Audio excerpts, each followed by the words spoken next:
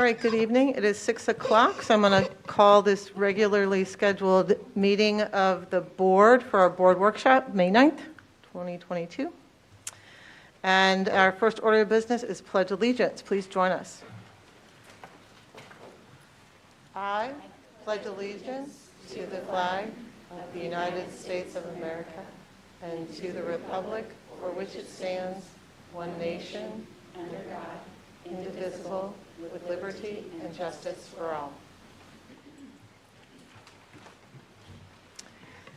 And now I seek a motion to adopt the agenda. So move, Goodburn. Thank you. Second? Second, Outlay. All in favor say aye. Aye. Aye. Motion carries 7-0. We are now on to the superintendent report 2.1. Dr. Hubbard. Yes, thank you. We're going to start off with the Nelson Atkins Award. Megan Ellis, District Visual Arts Coordinator and Art Teacher at Lenexa Hills, was presented with the Carol Ann Ladd Legacy Scholar Award. This award honors the memory of Nelson Atkins Museum of Art staff member Carol Ann Ladd and celebrates educators who continue her legacy of empowering students to reach their greatest potential through the arts. Megan was presented the award in a surprise ceremony at Lenexa Hills with all of her students and colleagues present. A plaque engraved with her name will be on display at the Nelson Atkins Museum of Art, and we are proud of Megan and thank her for all she does to inspire creativity among students across SMSD. We have a few recognitions from National Education Association to share. The Kansas National Education Association selected Natalie Johnson-Berry as the 2023 state nominee for the NEA Foundation Teaching Excellence Award. Johnson-Berry is an English language arts teacher at Shawnee Mission North. This program recognizes educators from across the country who promote excellence in teaching and advocacy for the profession. Individuals selected to become the national finalists receive a $10,000 award, and the national winner receives a $25,000 award. Rebecca Schultz, special education teacher at Shawnee Mission Northwest, has been chosen to serve on the NEA IDEA resource cadre. NEA President Becky Pringle noted this is a prestigious position among NEA members. It means that Schultz will be a part of a team of experts who will work to identify and respond to current and emerging issues related to disabilities to support members and students. And the third, Bobette Saka, therapist at Arrowhead, was selected to participate in NEA's transformational Journey for Racial Justice Co-Conspirators work for 2022. This is a 40-member nationwide cadre. This group will engage in affinity group work and provide an opportunity to receive culturally responsive coaching and teaching. We congratulate all of these teachers on these prestigious recognitions and selections. We appreciate the work that they are doing as educators and are proud that they represent Shawnee Mission School District. Broadmoor Bistro students have served up a new batch of accomplishments for us to share. Several earned top honors at the 2022 Kansas Skills USA State Competition. They include Morgan Duzen, Shawnee Mission South Junior, who won overall first place. Kiori Peterson, Shawnee Mission North Senior, earned first place in commercial baking. Noah Belcher, a senior who enrolls in our culinary arts program from an out-of-district, earned overall second place. And Josh Gardner, a Shawnee Mission South sophomore, earned second place in table service.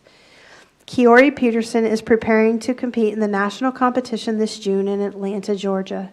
Skills USA is an education association that works to make sure America has a skilled workforce. It serves middle and high school students preparing for careers in trade, technical, and skilled service occupations. We are so proud of these students and congratulate them on their culinary success. For 2 weeks in April, our entire district celebrated the 60th Annual Research and Development Forum that concluded with the most exciting grand finale. I had the joy of watching our 8 finalists in the Next Great Idea Pitch competition. They presented their innovative ideas before a panel of judges and won prize money to turn their ideas into reality. Later that day, we honored students across the district at the R&D Awards ceremony. Several students were presented the Rainier Award and $1,500 in scholarships. We are so proud of all the students who entered projects in the Student Showcase and the pitch competition, and all the family members and educators that supported them. We thank Leanne Neal, Director of Early Childhood and Sustainability, Kim Barney, Assistant Director of Curriculum and Instruction, and everyone who served on the R&D Forum that made it a smashing success. Of course, we also thank the Rainier family for their 60 years of support for this event. As May began, we celebrated Educator Appreciation Week in the Shawnee Mission School District. I had the pleasure of attending 2 district-wide events to recognize our outstanding educators. On Monday, we held an event in honor of all of our Teacher of the Year honorees. Each building had the opportunity to nominate an educator as Teacher of the Year. At this event, we also recognized our district nominees for Kansas Teacher of the Year: Amy Soxie, Corinth Elementary 4th grade teacher, who was named a state finalist, and Ray Royal, 7th grade math teacher at Indian Hills. We also held our annual retirement and service pin ceremony at the Center for Academic Achievement. The retirees represent more than 2,377 years of service. We have a lot to be thankful for in our district and for all of the staff that keep us SMSD strong. I know celebrations took place to honor our educators across the district throughout the week. Even though the week is officially over, there is still time for all of us to say thank you to SMSD team members. We'll include a link in the recap for a site where you can send a personalized note of appreciation to the educators that you know. I want to express my thanks to everyone for their work, especially overcoming so many challenges this school year. We know it means a lot to hear a word of thanks from our students. We recently interviewed some of our seniors about what SMSD educators mean to them, as they are so close to their final days of school. And we wanted to play this for you so that you could hear their thoughts. I really am impacted by so many smiling faces throughout the day. There are a lot of really great teachers in the school district, a lot of teachers that have left an impact on their students and go above and beyond and are more than just, teachers. Teachers deserve all the praise in the world because they work with kids from all different backgrounds and some need more direction than others. And I think education is a really important thing for the future of, the world, and they can really change lives. Teachers are a big part of growing up. And I know I wouldn't be the same person that I would be today if I didn't have the teachers I had, especially in the Shawnee Mission School District. Teachers amaze me. Every day, teachers amaze me. No matter what your position is as a faculty member at Shawnee Mission, I've had a positive interaction with almost every faculty member that I've come across. Even if it's as simple as a lunch lady telling me to have a good day, or a custodian saying hello to everyone as you walk in, it just gives you the biggest smile. Being a teacher, it just seems so demanding, all the time. You put inside the classroom working with kids and the time outside the classroom. You're supposed to do a really hard job, and it takes a specific person to do it. I think the foundation staff helped me succeed because, they gave me literally the foundation to become who I am in my high school career. I appreciate most the teachers that care, like another set of parents to the students, and that really helps me grow. I am so overwhelmed with the amount of positive energy that I get from my teachers. I just want to say thank you for getting me to where I am today. I'm glad the Shawnee Mission District chose the right teachers for the right job. It's probably a pretty hard process to pick which ones are the best, and they did a good job for that.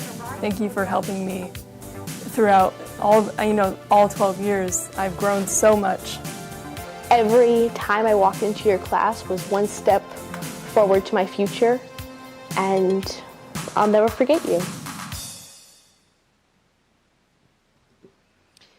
So with that, just a final thank you for teachers for Teacher Appreciation Week, and that concludes my report. Thank you.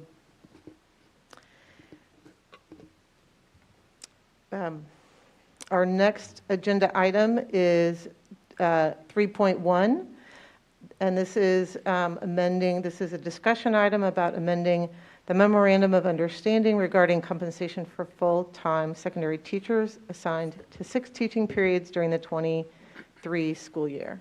Dr. Hubbard. Yes, so we have Dr. Schumacher, who is on our school negotiations team, or the district negotiations team, and then Jill Johnson, who's the newly elected president for NEA Shawnee Mission, and they're going to be talking to us about that tonight. Thank you very much. Thanks for having us. As you mentioned, I've got Ms. Jill Johnson with us, and we're here to provide you an update on what we both think is a great example of the great work that the association does, along with the district, in support of our teachers. Before we get into the MOU tonight, I think it would be important just to provide a little history on this so that we're all on the same page. The work originated 2 years ago with Strategic Action Committee 322. And if you don't remember what that is, it stated that we would analyze the feasibility of increasing teacher planning and collaboration time by having secondary teachers teach 5 classes and elementary teachers have 1 grade level planning period and 1 individual planning period. We went on to talk about PLCs and the worth of doing that as well. So that committee met over the course of a year, a couple years ago, and provided a recommendation to you, to the Board of Education. And at that time, you committed some funds so that we could do that. And so, again, just as a reminder, the commitment was $2.3 million for this fiscal year, for the 21-22 fiscal year. And that money came from moving custodial and maintenance salaries over to the capital outlay budget. This budgeted amount was for 31 additional FTE, 31 additional secondary teachers, and that would allow our HR team to move half of our secondary staff to teaching 5 out of 7. You also budgeted $2.1 million for next year, again, out of the same funding source, and that would pay for 28 additional FTE, and that would get the rest of our secondary teachers to 5 out of 7. It should also be noted that at that time we identified a need of about $1.3 million that would help reduce workload for our SPED teachers as well. And so that was about 17.5 additional FTE to hire more SPED teachers, more para-educators, which again would reduce their workload. So all of that said, it plays into the MOU. So starting last summer, Jill and I met along with Ms. Seek and some other members of our IBB committee, and we started to talk about ways in which we would compensate teachers if they needed to teach 6 rather than 7. Our commitment is that we want our teachers teaching 5 out of 7, our general education secondary teachers, but there's going to be some one-off instances in which we need someone to teach a 6 class. That can be a principal request where they need another section or a number of other things. And so there's occasions where we would need to do that. So that committee met. We made a recommendation to you in December of this last year, December 13th. This is an amendment to that. And so the changes that you're seeing in this amendment is that we based the compensation as 10% of Masters plus 15 Step 3. That figure should have been $5,236. We made a mistake and transposed the last 2 numbers and made it $5,263. So that changes there. The bigger piece is the verbiage about special education teachers. So we intended, our committee intended that this would apply the 5 out of 7 to general education teachers, not to SPED teachers. Just by the nature of their position, it's impossible to guarantee that because of the kids that they serve. There's going to be some cases where we can have them teach 5 out of 7, but not across the board. So it's not to say that we're not attending to their needs. Sherry Dumoulin and her department are working hard to find ways to reduce that workload, trying to drop caseloads to 10 to 15, providing time to do paperwork, and again, hiring more teachers and staff. And so this new MOU, this amended MOU, memorializes that language in not only addressing our general education teachers, but also our special education teachers as well, and our commitment to serving their needs as well. So that's kind of a recap.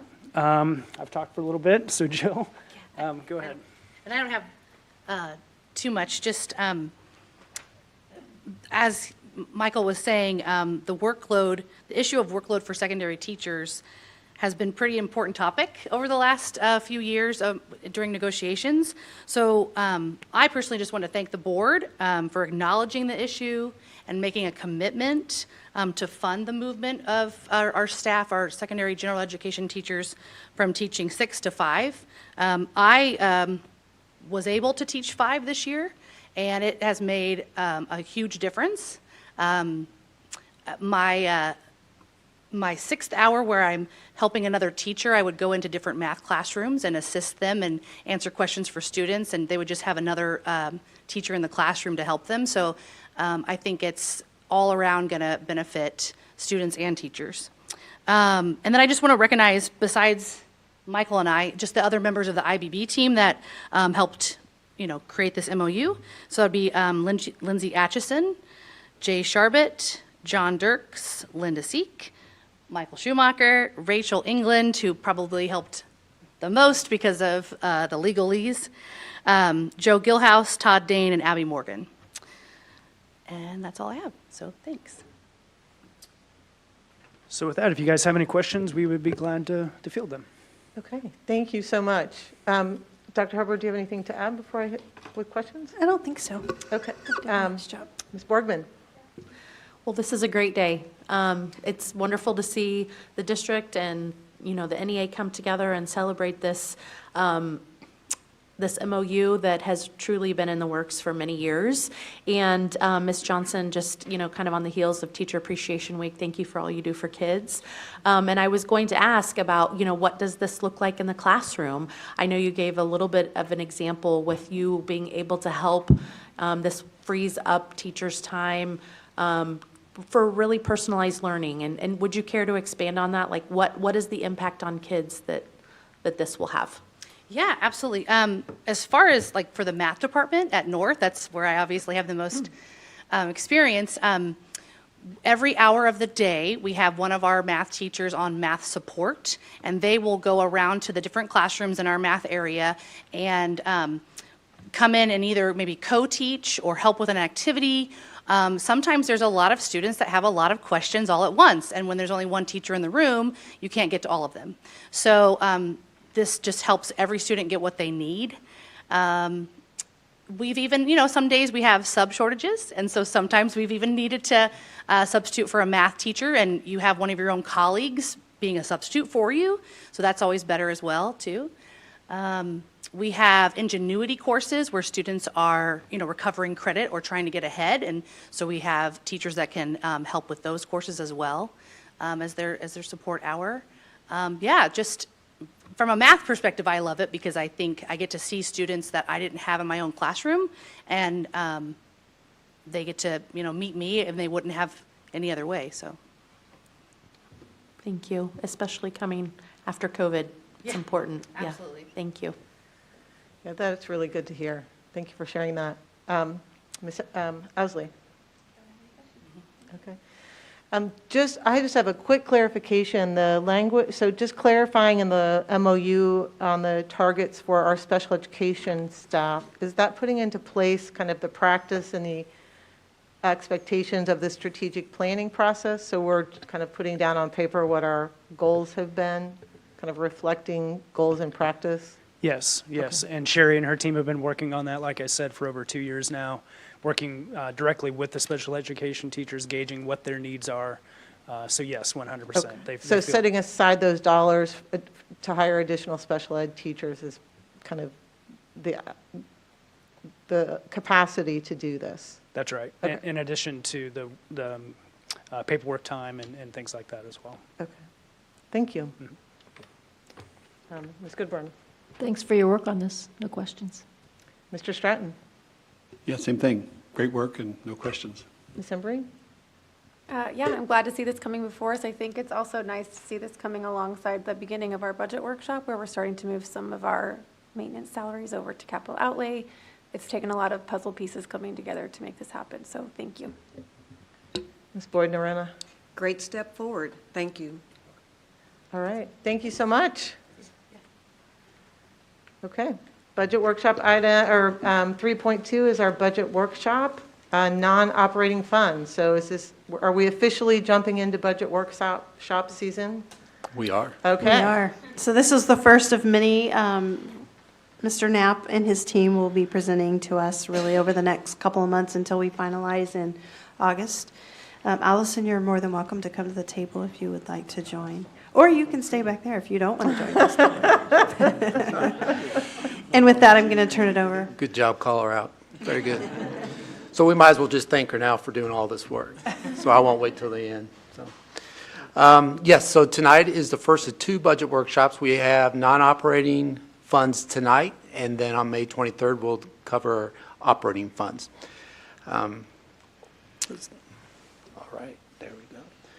So during the budget development process, the building needs are assessed that always support our strategic plan and individual personalized learning. We often refer to our funds as operating funds or non-operating funds. That's a lot of budget speak, but Allison and I, and even the board has, picked up on these terms, but our operational budget includes more of those daily expenditures that we use to pay for salaries and utilities. That's what we'll talk about on May 23rd. Tonight we're going to focus on these non-operational, and the big one there is the capital outlay fund and our current bond projects that we have going on now. These are all restricted by state statute to just spend on large projects, equipment, furniture. They have expanded it in these past years to include salaries, so we do have maintenance and the custodial salaries that Dr. Schumacher talked about, and I'll talk about a little bit more later. So we'll focus on all these non-operational costs in this workshop. You've seen this slide before. This is budget 21-22, the one that we're currently in. We have close to 40 individual funds that are all driven by state statute. They have a revenue source, or they're dictated in statute for a purpose that we can use it for. And we group them into these 6 larger funds. And again, we'll talk about operating and federal on May 23rd. So tonight we'll focus on capital outlay, the bond, flow-through monies, and self-supported. And you can see on this slide the listing of the things that are allowed by state statute.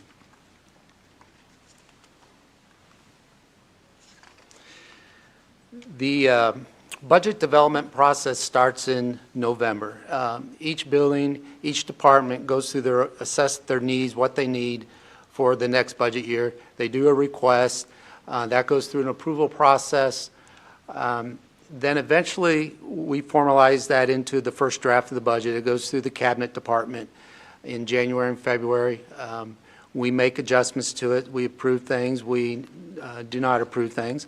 And the budget gets kind of formalized at that time. Dr. Schumacher and his team, they do a formal assessment with the building principals to go over their staffing needs for the future based on those projected enrollments that Allison does in November. Then there's a little bit of that waiting period to just see what's going to happen in Topeka. It's been a little more stable here in the last couple of years, but we want to get through at least till May till we can really kind of finalize the revenue projections that we would have for 22-23, and we'll present those better to you on May 23rd. We finalize the utility, the transportation. Dr. Schumacher has been working with CBIZ to get our final renewals for health insurance, and we'll get all that worked into the budget that we present to you on May 23rd. And then finally, we kind of go through that budget process in June, July, and August of approving the budget. Mr. Knapp, real quick, can you go back to that slide for me? Yes. I just want to talk about this process, and you'll see the word needs in here several times. And last year we heard a lot about a building needs assessment and or a district needs assessment. And so we've really been working through this process based on those needs. And you'll see things even like projected enrollment. And thinking about our projected enrollment, we talk about ELL students, we talk about special education students. So constantly looking at all the needs that buildings have based on their enrollment. Again, in February, HR assessed staffing based on the needs of each building. So we're asking those questions throughout the process. So we will be sharing with you all the results of those needs assessment from a building perspective as well as a district perspective, and prior to approving the budget in August.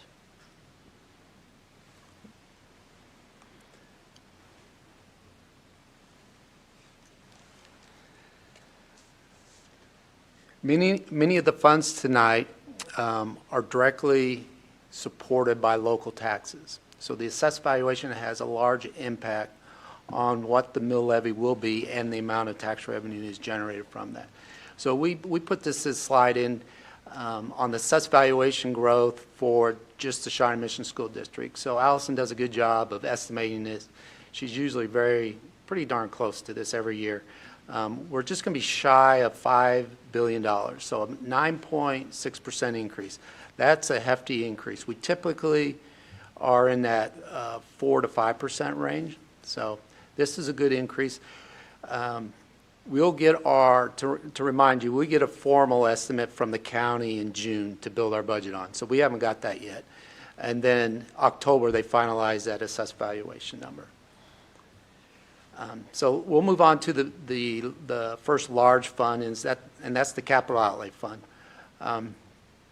All our revenues is generated from local taxes. We do not receive state aid for capital outlay. A lot of districts do. We do not. We anticipate our beginning budget from rolling over from this year about $15.2 million.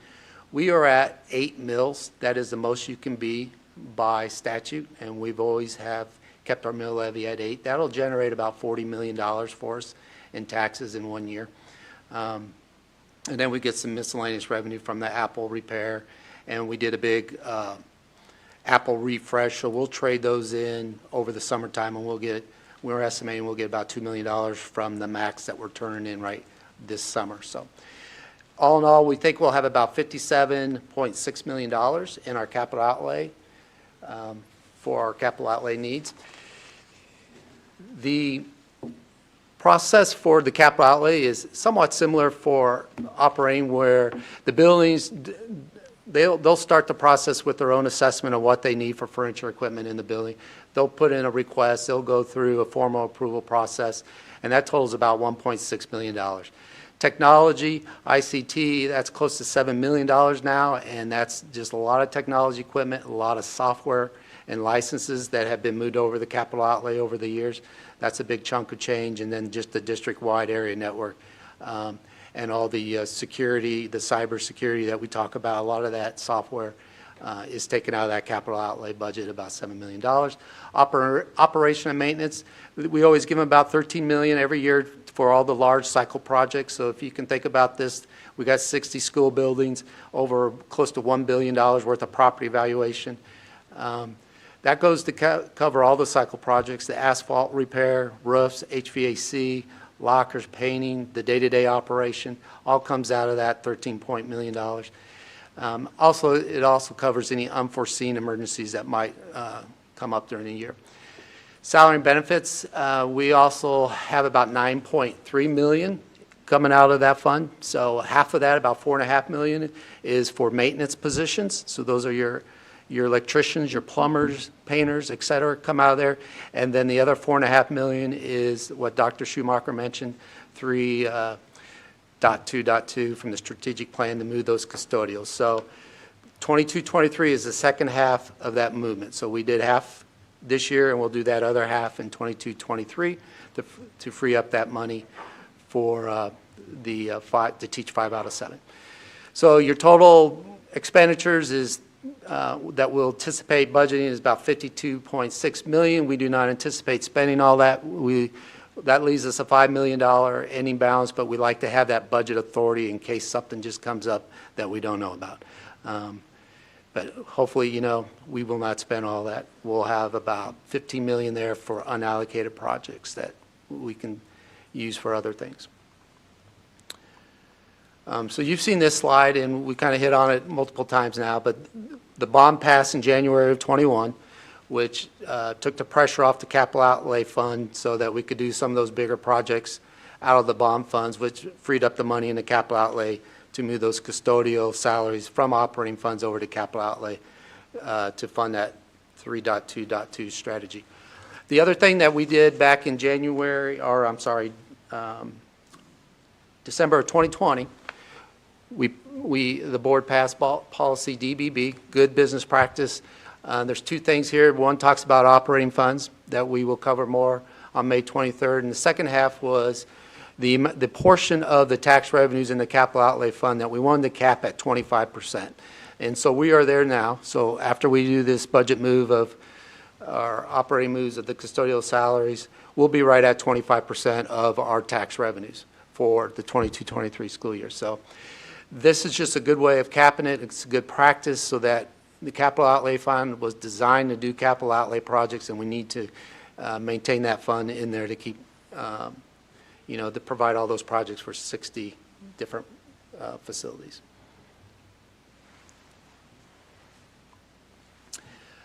These are two separate funds. So we have the bond and interest fund. This is all local taxes. It goes strictly to pay off our debt schedule. So this pays off the principal and interest on all our debt that I'll show you here in a minute. The other one, the special assessment, is it's a tax that we are levying with the county for the Johnson County wastewater and any easements, any sewer or anything that goes on the easements that are on our property. This is our current debt schedule. We have sold the first half, $132.1 million of our bond issuance, and that was 2021A. Or I'm sorry, 2021A. And that's layered in here on this schedule, so you can see we'll have larger debt payments in 23 and 24, and then they drop off. So we still have that second half of authority from the 21 referendum that we can still sell. We plan on bringing that to you in 22-23, probably early 2023 calendar year, to sell that second half. That's about $132.1 million left of authority that we can sell. And you can see how it will layer in, that debt will layer in nicely all the way out to 2042. Some good news with our mill levy. When we went out to do the referendum, we estimated that we thought our mill levy would go as high as 8.142. For the 22-23 budget year, we think we'll stay flat. So we think we'll stay at 7.434 for our mill levy, and that's what it currently is, and that's what it's been for quite a few years. And we anticipate if we do have an increase, it'll be pretty small after we do that second issuance. And that's all driven because that assessed valuation went up 9.6%. And also we got really good bond rates when we went out and sold that first issuance on the market. So that was David Arterberry and his team did an excellent job on marketing those. And here's a summary of issue one is 2021A. So we have sold that. That generated a $14.4 million premium. So we had about $146 million in bond proceeds to work with. As you can see by that bar chart, that all of it has been spent or encumbered. So we have approved projects and we have purchase orders outstanding to use up all that money. So that's why we will be issuing number 2 in early January 23 to start those second projects.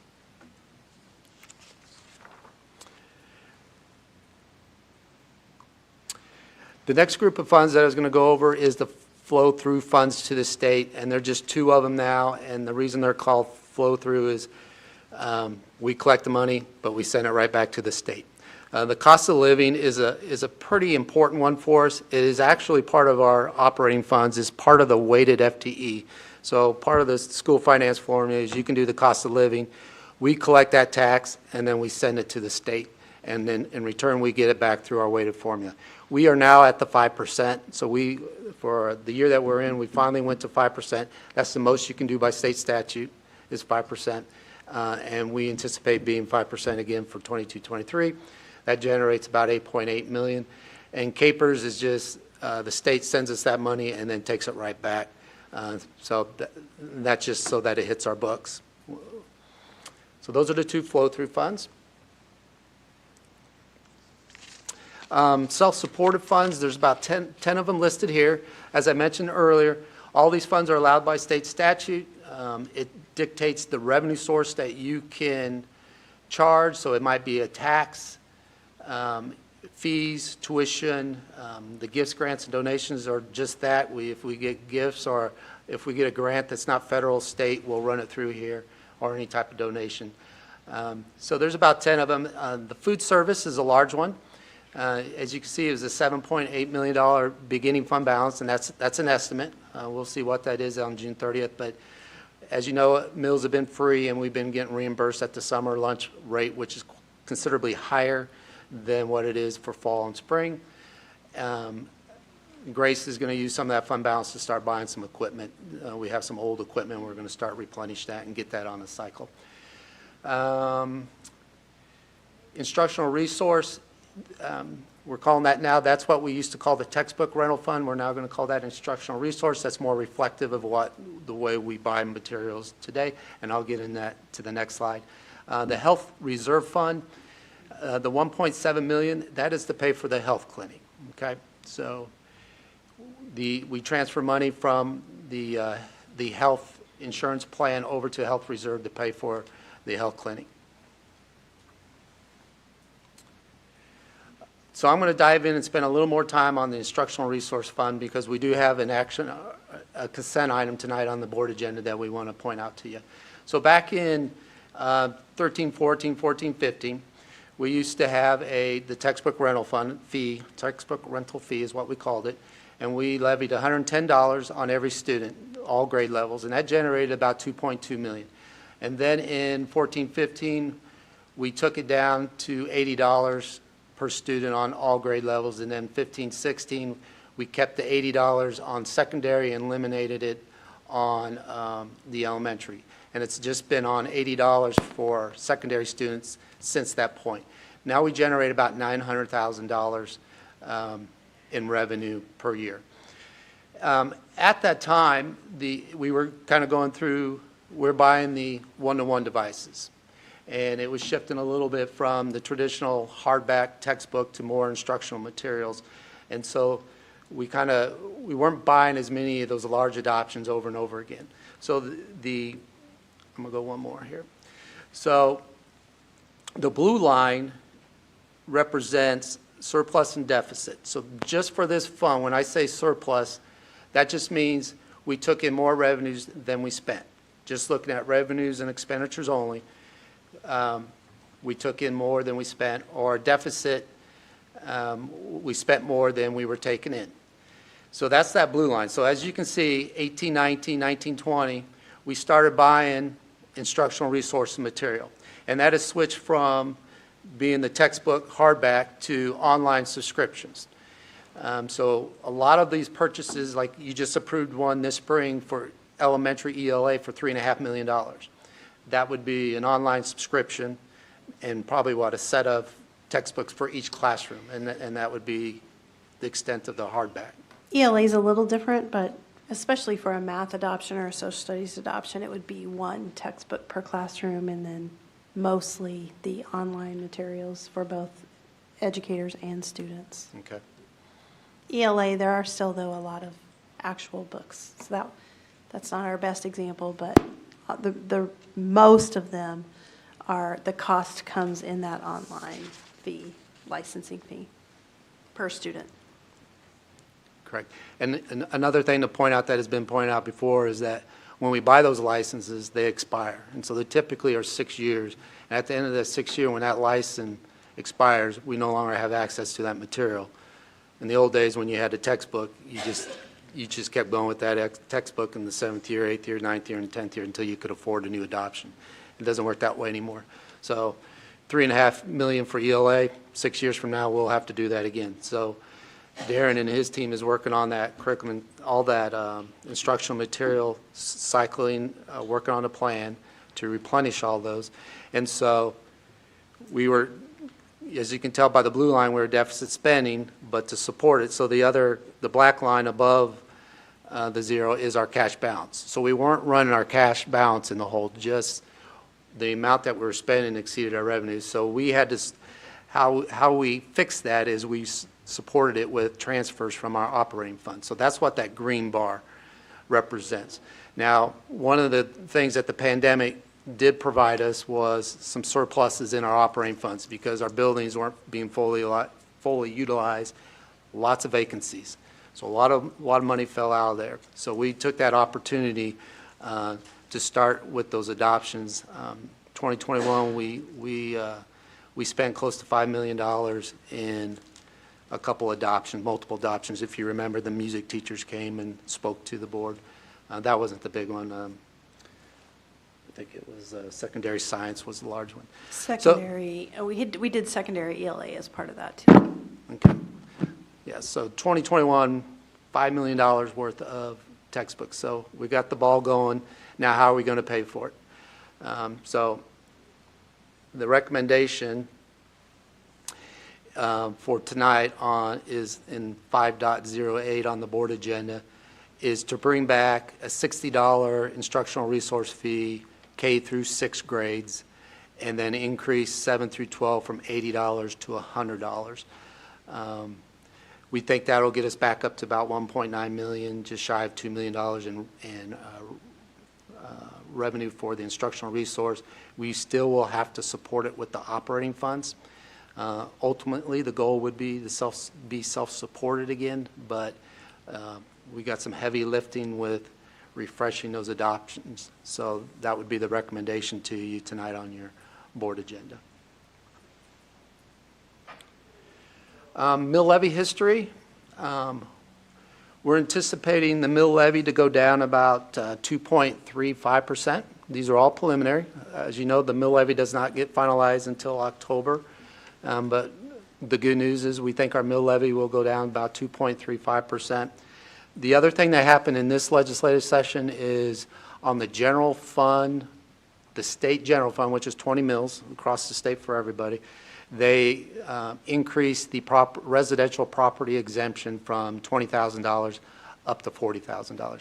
Now that doesn't impact us directly. That impacts state revenues, and I think it was, if anybody, please correct me if I'm wrong, but I think it was in the 40 to 45 million a year in tax revenue to the general fund, which they're doing pretty good right now, so they think they can handle that. But for local taxpayers, that helps them.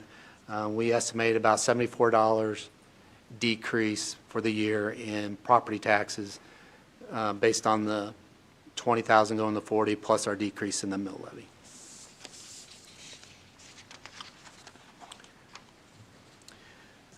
And then I wanted to just refresh you real quickly on the budget timeline. Since tonight is the first one on non-operating, we'll be back on May 23rd talking about operating funds. Then if you remember last year, the legislators put in the revenue neutral rate.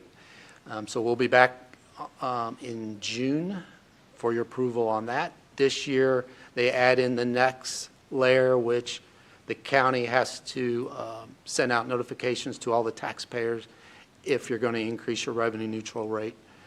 The county will pay for it this year, and then we'll have to pay for it in future years.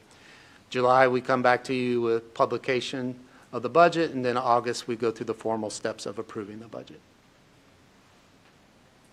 And that concludes non-operating presentation, so I'll stand for any questions. Thank you. That was very thorough. Dr. Hubbard, anything else you want to add before we? I'll wait till after questions. Okay, great. Ms. Owsley. Thank you, Mr. Knapp, for your presentation. I actually dreamt about our budget the other night and was talking in my sleep about it. So I don't know what that says.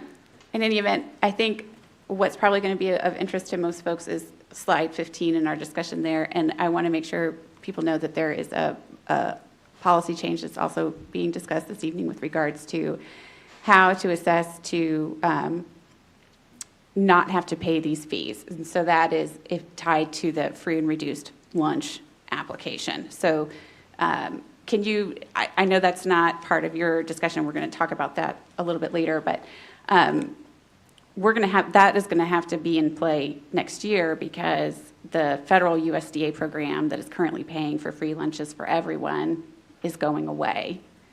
And so in order to participate in that program, you have to fill out the application so that you can be weighted for that. If folks qualify for free and reduced, will they automatically get the lower rate, or is there another step that they will have to do to get that? So when we provide the application for families to fill out, there's also a waiver that they have to complete that we have to explicitly state each party that would receive that information, and they would have to consent that in. So for transportation, we're going to talk about a little bit later. We've done that previously. There has been a transportation statement that the family can either provide a letter to the bus company to waive fee, or they could expressly communicate that the district has the ability to share that information on their behalf. But they have to opt in and clearly state that in the form that we put forward. So is that form on Skyward, like, are they able to just check a box on Skyward when they do that, or is that something else? It comes through a different system, but it'll be linked through online verification. Last year, because of the situation with the USDA and free meals, we put the household economic survey in. That was at the guidance of KSDE as kind of a stopgap for the situation we were in. So that will slightly change, but it actually reverts back to the process that was in place pre-pandemic. Thank you. And I just want to verify, when Dr. Ziegler says online verification, that is through Skyward. Correct. And then I have another somewhat related question to the nutritional services portion of the fund, or of the non-operational fund. Prior to the USDA's program, we had passed a policy as a board that if someone did not have the funds for their lunch, that we would still make sure that a child received a hot lunch, not any of the a la carte items, like they wouldn't be able to buy the extras, but so that would also be coming back. We had, we were tracking the expenses associated with that because there was expense associated with that. Are we in a position to resume those expenses? I know you were saying we will be buying some equipment, and I think that's fantastic, but are we prepared for the analysis of like what that could potentially cost or where we were at? Could I get a refresher from a couple years ago? We can. We'll start tracking that again. So what we were doing in there at that time, Nancy was tracking how many of those additional lunches that they were providing, and you had to put a dollar amount to it, and then a transfer would have to be made from the operating funds to cover those. So that process will start back up again, and we would do it first semester and second semester to cover those costs. But we've worked some sort of assumption about those costs into all of this already. Okay. It wasn't that much. It's not. It's minimal. It was like, it's not going to. It was not that much. Yeah. Okay. All right. Those are my questions for now. I have more, but I'll wait for everybody to go around. Okay. And so thank you for making that connection, and we'll talk more about those fees under, I think, agenda item 3.7. So thanks for making that connection. I did have a quick question about slide 7. So for the capital outlay revenues, that increase a bit in the revenues coming in, is that going to help us with costs, increase in costs associated with inflation? I think we were kind of talking about the capital outlay revenue and the 8 mills. One more slide, 7th slide.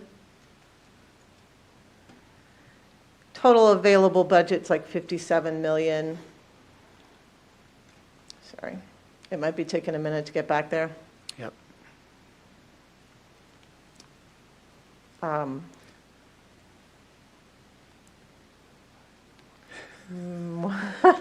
sorry. Okay. God. Duly noted for next time. Anyways. So you're just asking about when the property taxes increase, that'll give us more On the 8 mills. on the 8 mills, so that'll Right. generate, we're It's- always going to be at 8 mills, so when the assessed valuation goes up, that's going to generate more property tax.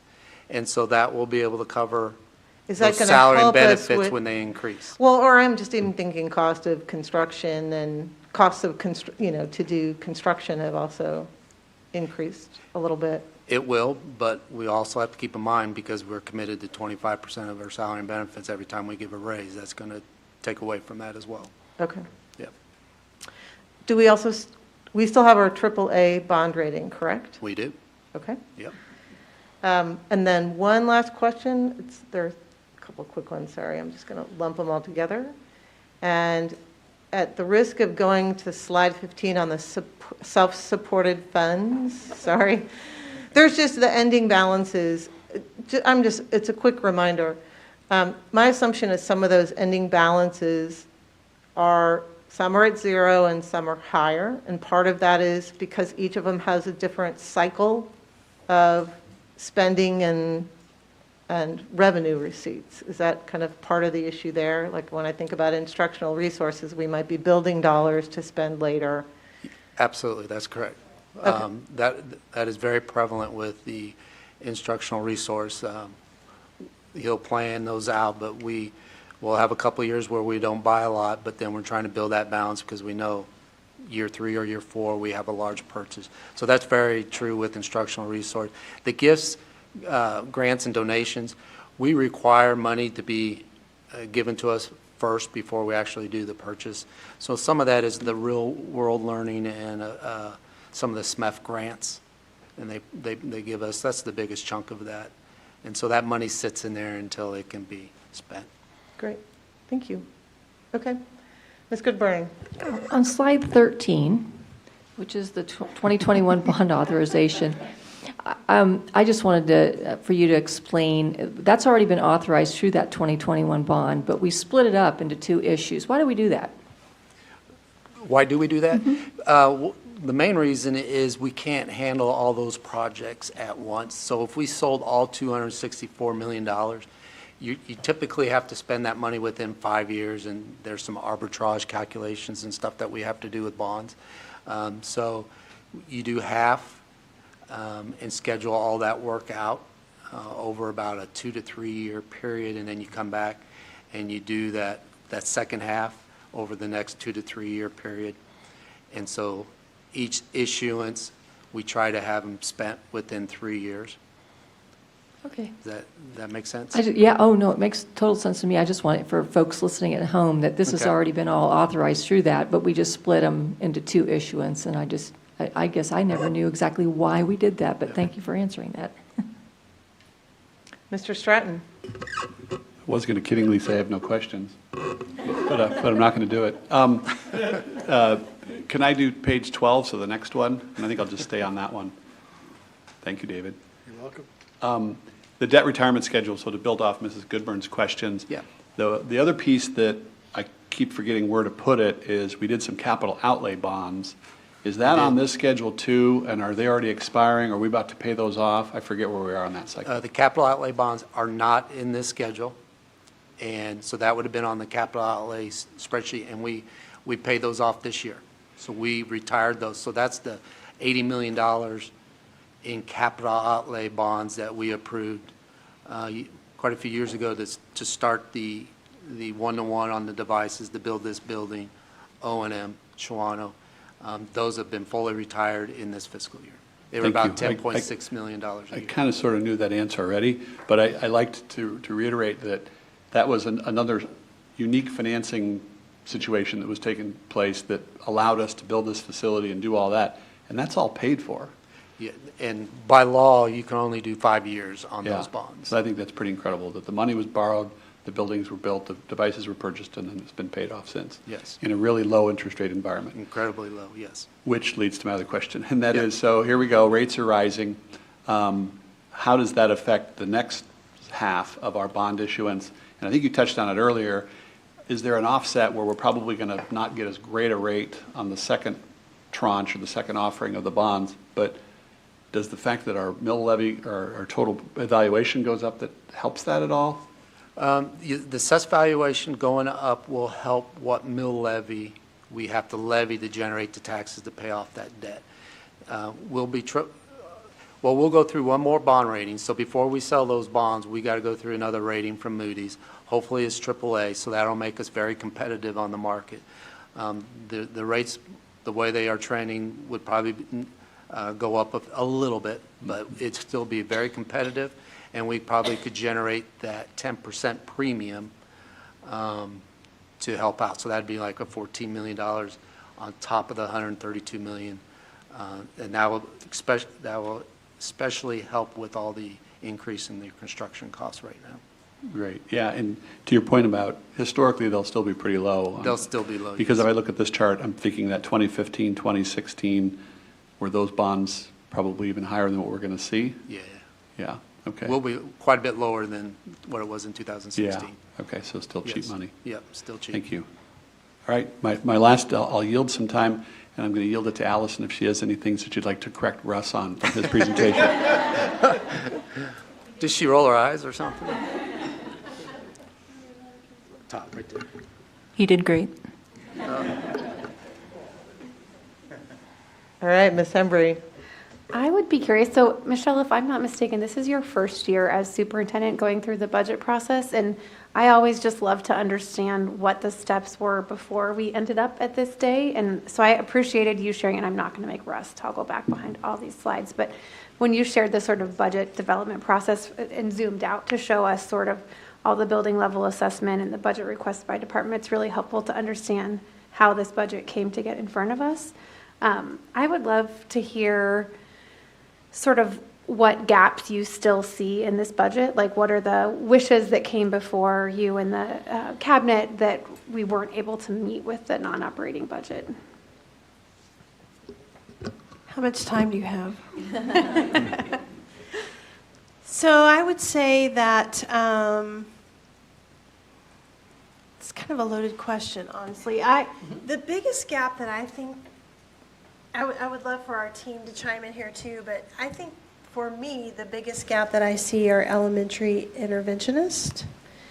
I think our buildings would all tell you they would love to have more interventionists in regards to reading, math, and innovation specialists, regardless of what the building calls those positions, but really just that support. I think the ESSER dollars have helped us so much in this past year and moving forward into next year, that with, lowering class size, the additional math teachers at the high school, instructional coach at every building, those are things that are really very valued. And had those not been in place, we probably would have had lots more needs requested, right? So those are kind of, I think, helping that gap, at least for right now. From an administrative side, I think I would really still like to see 2 assistant principals in all of our middle schools, just to help support students. What am I missing in our discussions? Yeah, some of our elementary schools, I think Joe mentioned, as we were talking about administration, just having maybe teachers on assignment or more admin interns. We get a lot of requests, especially I got some from parents as recently as the last week saying, our school's so big, our principal needs support. So you hear that, especially in our larger buildings and our large title buildings, you hear that a lot. I was just saying that also helps us develop, kind of growing our own within our system, and allows us to, when people move on to other administrative jobs or retire, that we can pull from our own resources. I know a lot of the needs that we talked about, we were able to creatively find ways to fill, and Michael, you may have to help me here, but in some situations where we couldn't fill paras, we took those openings and made that a special education teacher so that we could at least still support kids and their needs. And then additionally, I believe we increased FTE in band, strings, or music. Help me. We did, yeah. Band, strings, and music. We're looking at ways to maybe do some not full-time para positions, to kind of speak to your point, to get creative on those para positions, but to kind of piggyback off of what you're saying, it's not necessarily this budget, but I think we'd all like to do a little more with some of our classified salary schedules. We recognize that need for a number of years, and we know that we need to get a little more competitive there. That's probably the biggest gap, quite frankly. Of all the ones we've talked about, that's probably our biggest gap. Super helpful. Thank you. I I'll appreciate keep it. processing too. Sure. And I just didn't have it in front of me, but we definitely had a wish list. I always know there's stuff on the cutting room floor. I like to know what's there. Thank you. Ms. Boyd-Norona. Yes, I don't have any questions, but the clarity and depth of this fiscal responsibility and the due diligence really helps me as a board member, especially a newer board member. So it's greatly appreciated, and I wanted to state that. So I appreciate the transparency and the level of accountability from both you, Russ, and Allison. I appreciate that as the newbie on the board. All right. Ms. Borgman, did you have anything else to ask? Just great questions. Can you just, I know that we Oh, passed. you haven't started, I'm sorry. No, This is still your first shot, sorry, yeah. Yep, nope, thank you. I know policy DBB is relatively new, and would just love to get your thoughts on how this helped in terms of our bond rating and just the importance of it as you prepare the budget. Yeah, DBB, the operating piece of the fund balances, when we say we want to keep in that 10 to 15%, when Moody comes in and does their analysis, they basically look at the three funds, the operating funds, which in our case is our special education fund, because that's where we maintain our balance. And so they want to see it trending up, and it is. And so we anticipate June 30th that it'll inch up a little bit more. So I can present that to Moody's as well. And then they look at the capital outlay fund, and they look at the bond and interest fund. And they want to make sure nothing changed legislative-wise that would jeopardize any of our funding at the state level or anything that gives us the ability to levy taxes locally. So that policy helps in the regards for the operating funds. All right, Ms. Ousley, did you have a couple questions? Yeah. Additional? Yeah. Is that okay? Yeah. Really brief, I'll follow up to Jamie, because Jamie asked one of my follow-up questions, but and the reason it's important to have the AAA rating is because then we get the lower rate with regards to what we have to pay back on the bonds. We get to use more of our money for things instead of higher interest rates. Absolutely. Your bonds are more marketable, so the investors will be more attractive to our investments. We'll get more competitive interest rates on each of those coupons, which generates less debt. And then less debt, less taxes. I like that. Yep. And then the other is back to the same slide, slide 10.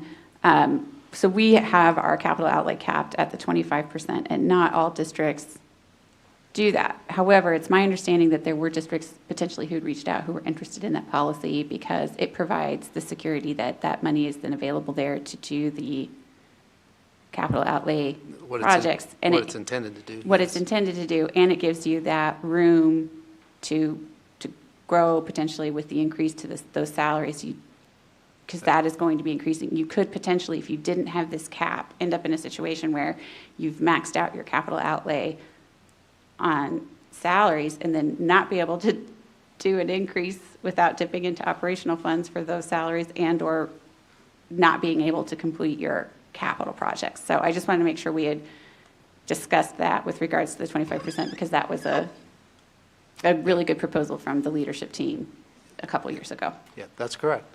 That's okay. Perfect. Good analysis. Right. Okay, I'm good. Thank you. Anything else? All right.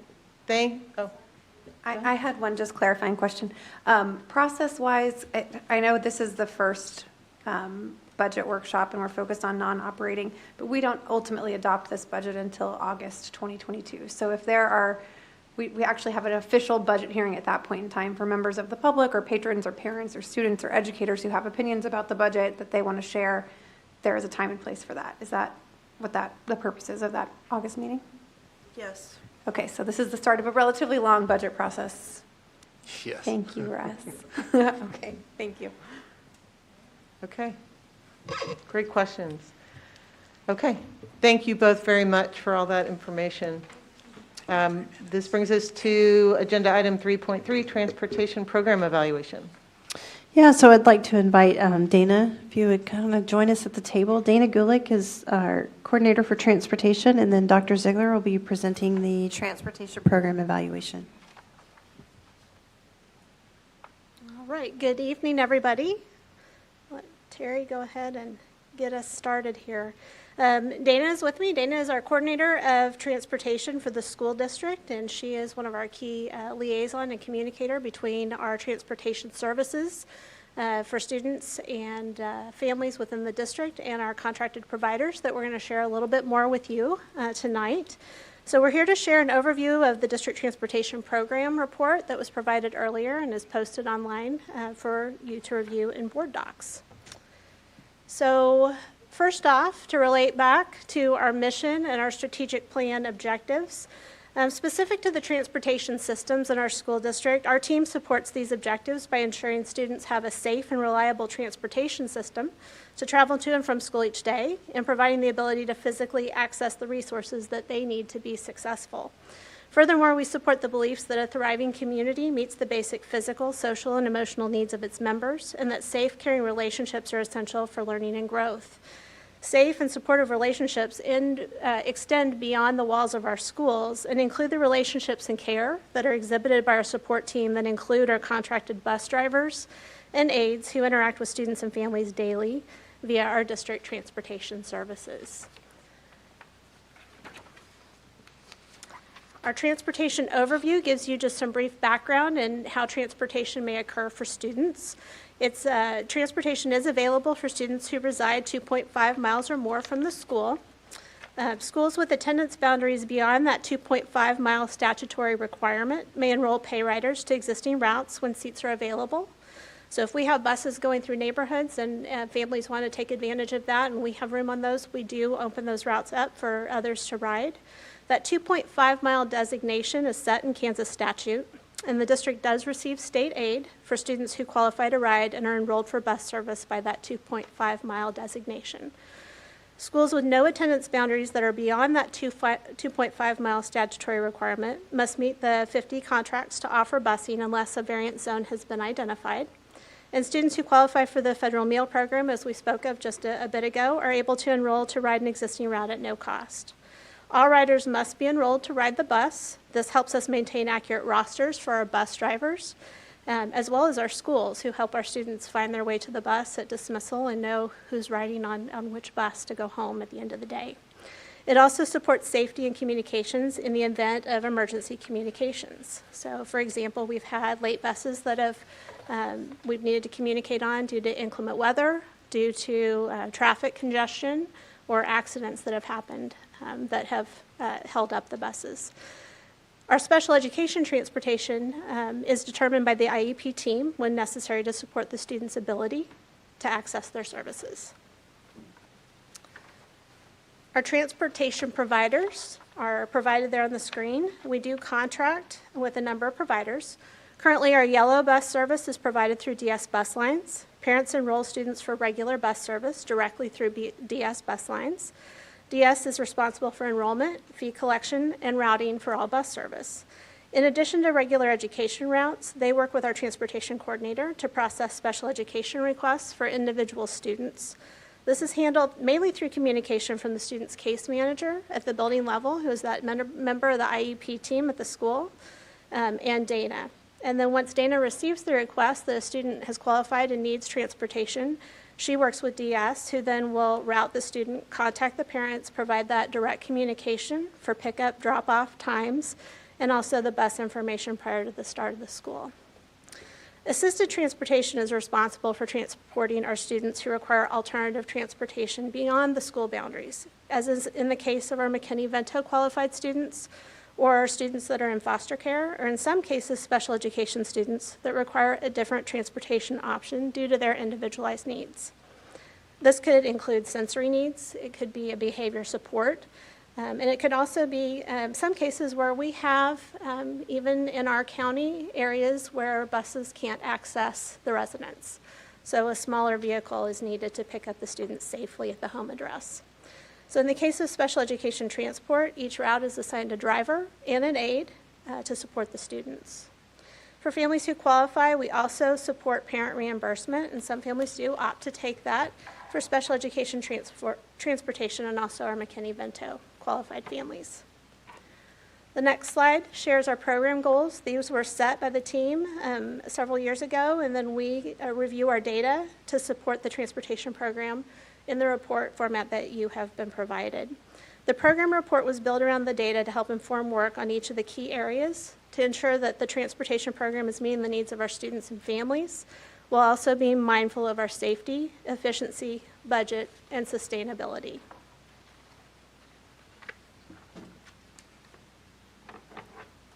Contracted providers complete routing once we have students enrolled for bus service.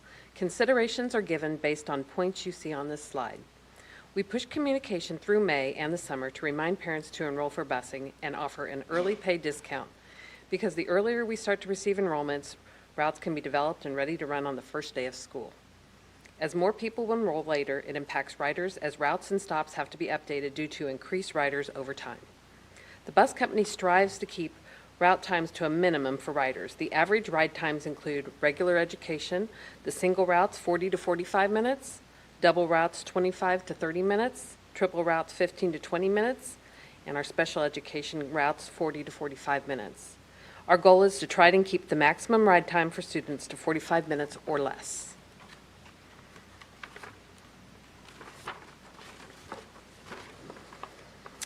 Double and triple routes are run whenever possible as it allows one driver and one bus to run the routes for 3 schools in sequence of start times: high school, elementary, and then middle. Double and triple routes are most cost-effective model for the district in maximizing resources. However, it is not always possible due to the number of riders, route times, and traffic patterns across the district. We have continued to evaluate how we might increase the number of triple routes. It is difficult to do so unless we were able to change school start times. This year, we have 86 regular education routes and 110 special education routes, totaling 196. Shuttles are scheduled throughout the day for the purpose of transporting students between schools and work sites. Shuttles start after students arrive at the school to start the day. This year, we have 226 shuttles running. This is an increase from 125 shuttles in 2021, where we saw less student movement, likely due to the pandemic. Currently, we transport 5,377 students for the 21-22 school year. The data on the slide shows the number of elementary, middle, and high school regular education morning and afternoon riders. We saw a noted decline in riders enrolled for the 2021 school year, likely due to the concerns from the pandemic. For the 21-22 school year, we saw an increase in those returning to the bus for transportation, but we are not fully yet back to the levels we experienced pre-pandemic. For special education, of the 5,300 plus riders that Dana just shared, this school year we have 470 that qualify for special education transportation. And the data show the breakdown of students across elementary, middle, and high school special education services. We transport the largest number of learners in our elementary programs. If you think about it, we're transporting early childhood up to 6th grade, so the population in elementary is a little bit of a larger number of grade levels that we're serving there. Additionally, we provide special education shuttle transportation for students who are receiving services, special education within the Shawnee Mission School District boundaries, who elect to attend private and parochial schools within our boundaries. So we do provide transportation back and forth for those students. We're going to talk a little bit about the alternative transportation, and this is mainly our provider-assisted transport that we spoke about a few slides back. In past years, we would have shared this information in a different student services report when we look at our support services for McKinney-Vento and students in foster care across the board. So you would have seen these in other report formats. The transportation cost for these 2 program areas is a considerable amount, but we do share costs between other districts. In the case of McKinney-Vento, where students might be residing in another district but elect to stay in Shawnee Mission as their school of origin. And the same for foster care, where we share costs with the agencies that are supporting those learners. Current data provides an overview of the last 3 years, and we typically see McKinney-Vento and foster transportation start smaller at the start of the year, so it kind of ebbs and flows, but grows steadily throughout. So that's a common trend. And since we put the written report together, we have updated the numbers because we've added more to the routes. So that's just an ongoing process for us. The regular education information that's shared here, we saw in 2021 an increase in the number of students. Some of that was due to the different learning models. And we did have some hardships that we were able to identify, and we got creative with the transportation services that we did have. So an example of how we use this for regular education was we had students in some career and technical programs that were experiencing transportation as a barrier to get where they needed to go. We had a couple of students that had a transportation situation fall through mid-internship, and so we did provide additional supports through the alternative service that we have. We have changed up the way that we will serve the contract for 22-23, and we will have additional support to provide these situations in a greater scope than we previously had. So that's just a little bit of a picture of what alternative transportation services look like. The budget. When we talk about transportation, the expenses over the last 3 fiscal years have slightly fluctuated due to changes through the pandemic.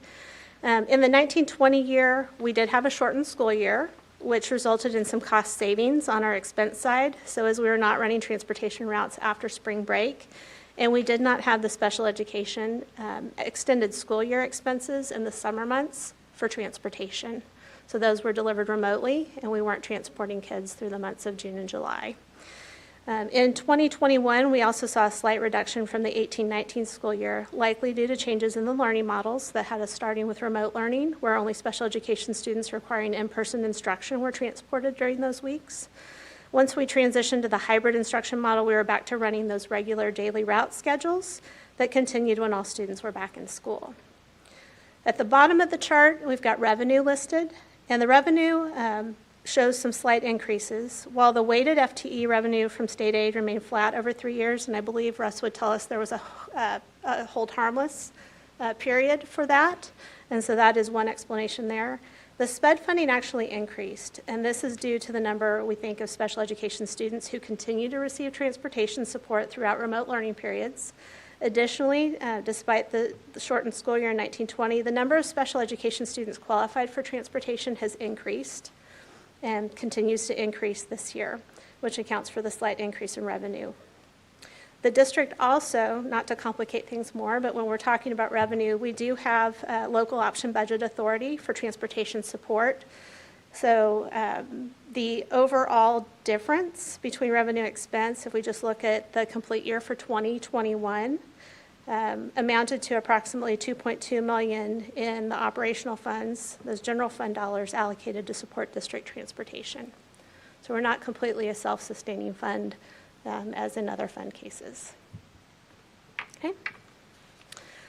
Last but not least, for the bulk of those 5,300 riders, the 5,300 plus riders that DS Bus Service transports, they do administer annual surveys of our parents. We just pushed a communication out on Friday for the 2022 survey window, which is opened up. We'll be posting that on our website as another way to access that survey. The data annually comes back and continues to come back very positive, showing a strong majority of parents annually indicate their positive experiences for children riding the bus. Question 10 on the survey is my favorite one. It is open-ended. It encourages parents to share praise for individuals they would like to specifically recognize for their service. So this past year, DS Bus received approximately 200 positive comments that parents and families took the time to write in and recognize individual bus drivers and aides for the connections that they've made with their children and our scholars, and we are certainly proud of that. We provided several of those anecdotal comments in the report for your purview, and they're pretty heartwarming. Overall, I will close with that we are extremely pleased with the continued service provided by our transportation providers. We look forward to continuing to bring back more riders for 22-23 school year. And we just want to express our gratitude before we take questions. To all of our providers and our school teams, because it takes a village. It takes a significant amount of communication and collaboration, and to ensure our students are routed and finding their correct buses, getting where they need to be so that they can travel safely to and from school each day. And I'd be remiss, Dana and I have seen a lot of challenges in the last 2 years, but our transportation providers have across the board stepped up. They're experiencing the same challenges in staffing that we've spoken about in this room and other areas, and they have done the very best that they can to ensure that those buses and those vans are running and kids are on their way to school safely. So much gratitude to our drivers, our aides, our support staff that are in the bus office here locally, as well as our office staff who help the communication flow from our schools to us when we need to help get communication going in different ways for our kids. So we're happy to answer any questions that you have. Thank you. Should I go ahead and jump in? Okay. the puzzle pieces that need to be kind of put together to get our kids to school safely is very well articulated in the 20-page report. You make it look easy when we see the kids coming to school, but the behind-the-scenes pieces that make it work, and I'm sure on a daily basis to make sure that our kids are here and coming safely is incredible, so thank you. If I could start off kind of big picture, could you maybe, actually, and the other piece is that the open-ended responses, I'm glad you said something about that because that was my favorite part about reading the report is the open-ended responses and praise that our families had for the drivers and aides, and so I love that. What do you see as kind of the biggest barriers to helping get our kids to school safely? Like, what are the biggest obstacles that we have to kind of work through every day to get our kids to school? Well, I think the thing that's on our minds every day is increasing the driver pool. That is something that, we mentioned previously, and I think the bus company would share the same. I think they're doing everything they can to get word out, to get creative, to find people to come in the door. And we've had some creative meetings on how we might, utilize some of our communication systems for families that may be looking for those opportunities within our own district boundaries. I think the other thing that Dana has done a great job and that we've worked through the last couple of years is just process improvements, because there's so much data and communication that has to go from our schools, especially in special education, when we're routing 470 students. And some of our systems technically in the district weren't necessarily built for transportation communication, but we're getting better at that as we go and working with our transport providers to use the technology in better ways that take the burden for that work off of our staff. And I would like to add also the process has been changed a little bit over the years as far as we now require for anybody that wants busing other than sped busing, that they must register for that busing even if it's free, so we can get them properly routed on the buses. We have up-to-date bus rosters to share with the schools, and the students know what bus they're supposed to be on. So it's really important that everybody register. Oh, that's a good tip. Thank you. And just a quick look backwards, how many bus companies are there out there that can provide and meet the needs of a district the size of Shawnee Mission?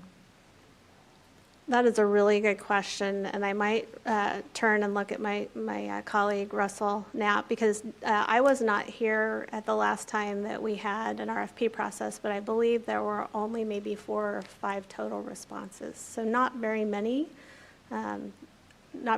companies out there with the capacity that we would require.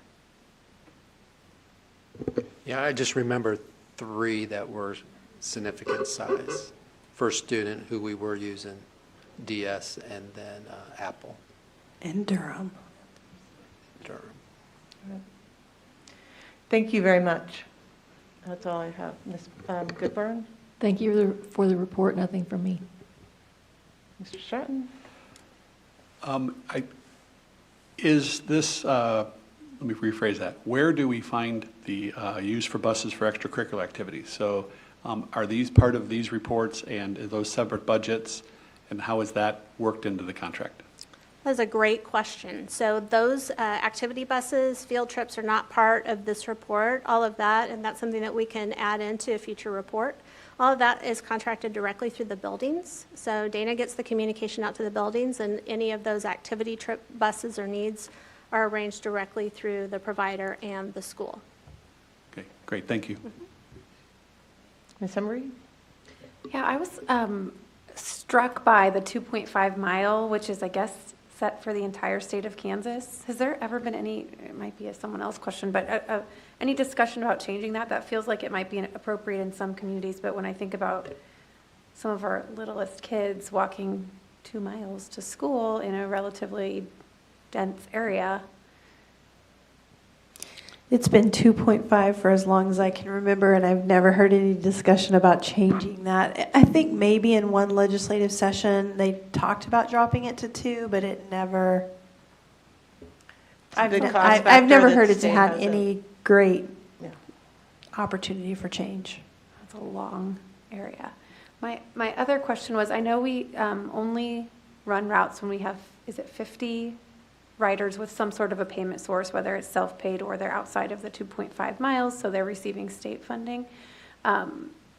Why 50? Why is 50 the number we landed on? That would probably predate Dana and I in terms of that number. There's always been kind of a contract line to meet. And I would also say that there are some instances where that is not a requirement if there is a variance that's identified for safety. So that's something that creates a little bit of a caveat. I believe it's the amount of pay. That's what it would take to pay for the route.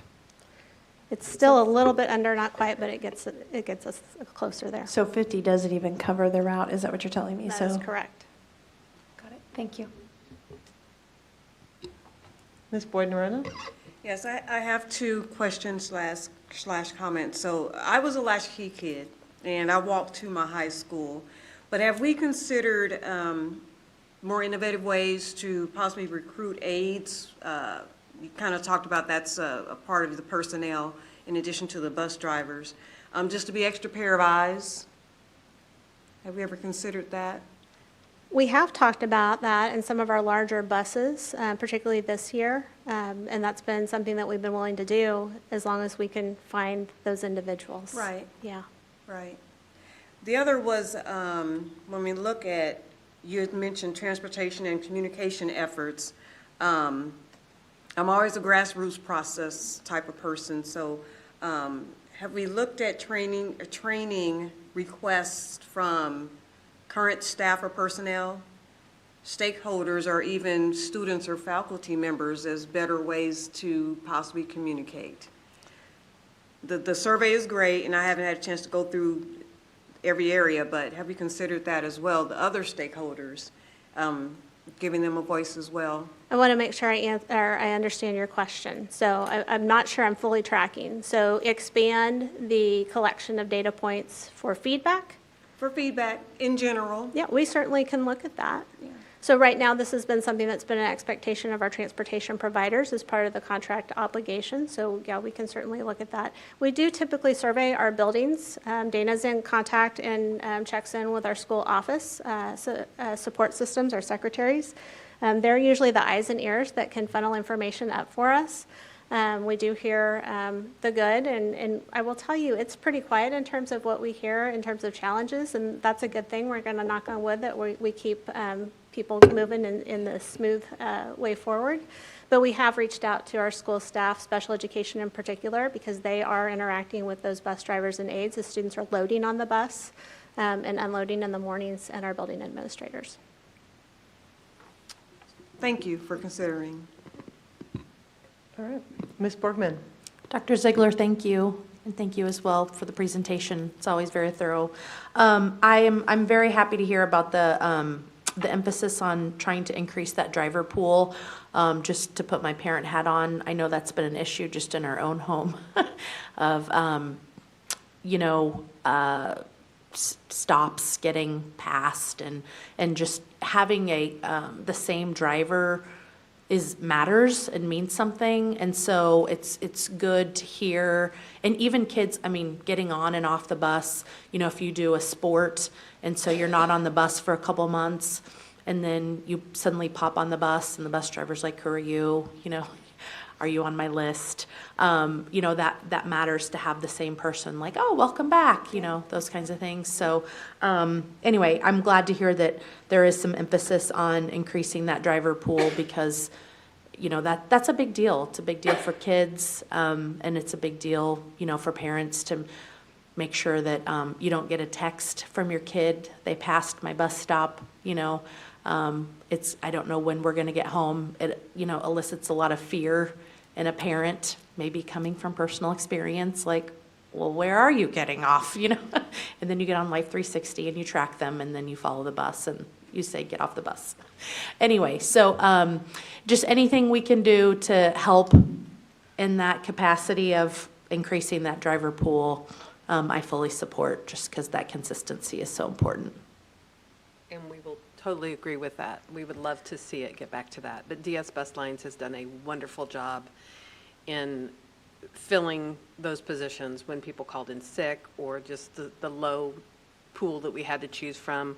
All hands on deck, many, many days that there's just bare bones left in the office to answer phones and cover dispatch. So I can't imagine. So thank you. All right, Ms. Outlay. I have two questions.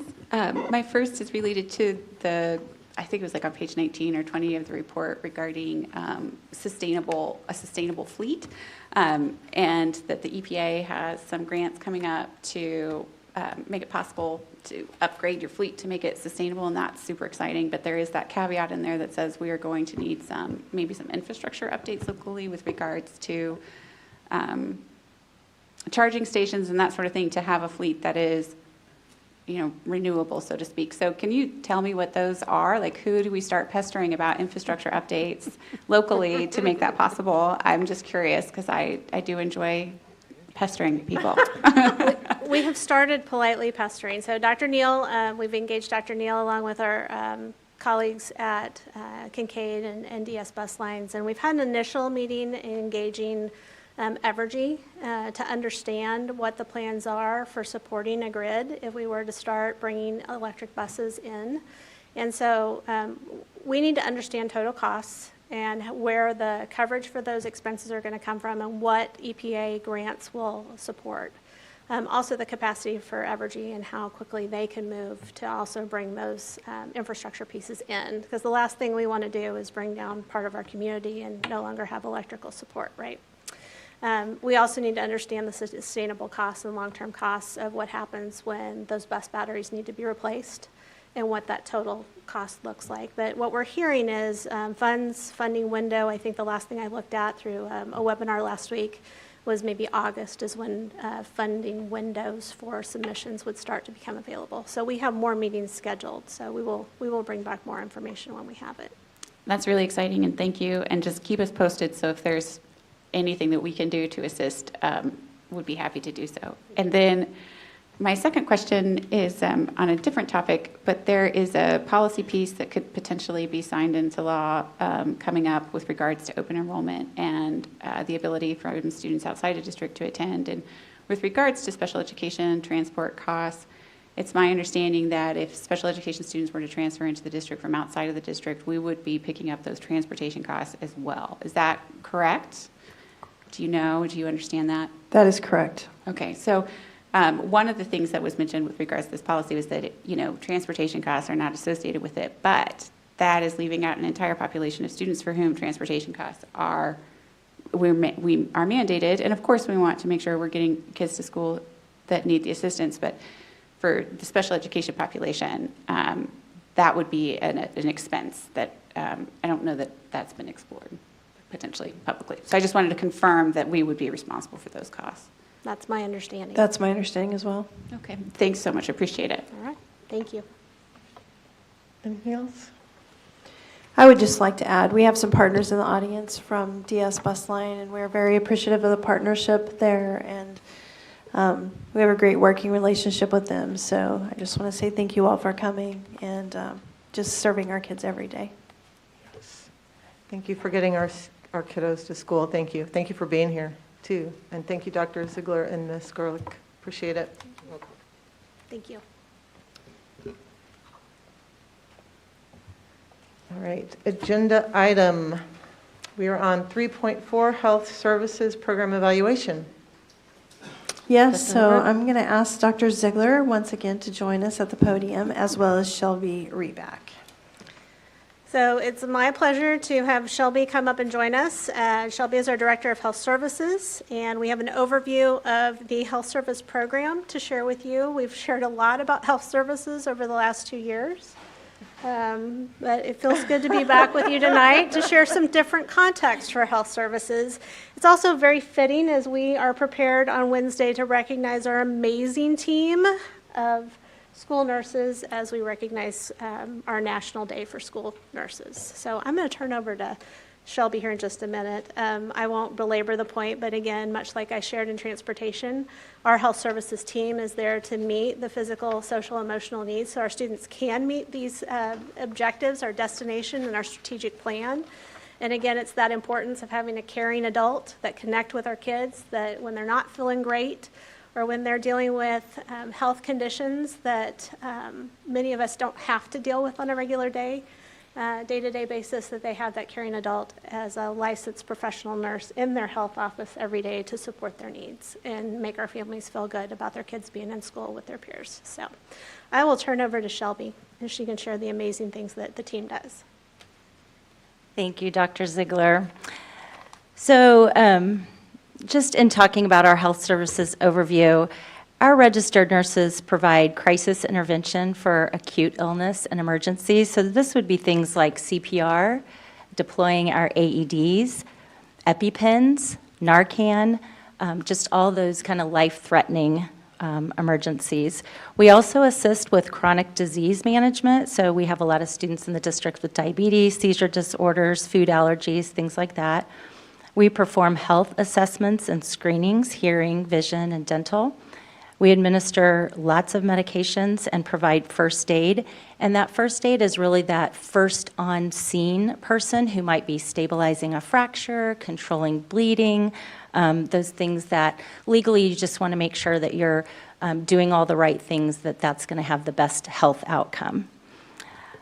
And then all of these things are also, coordinating health management protocols for all students. That would include individualized healthcare planning and emergency action plans that we have for some of our students, with our overall goal always being to promote the safe school environment.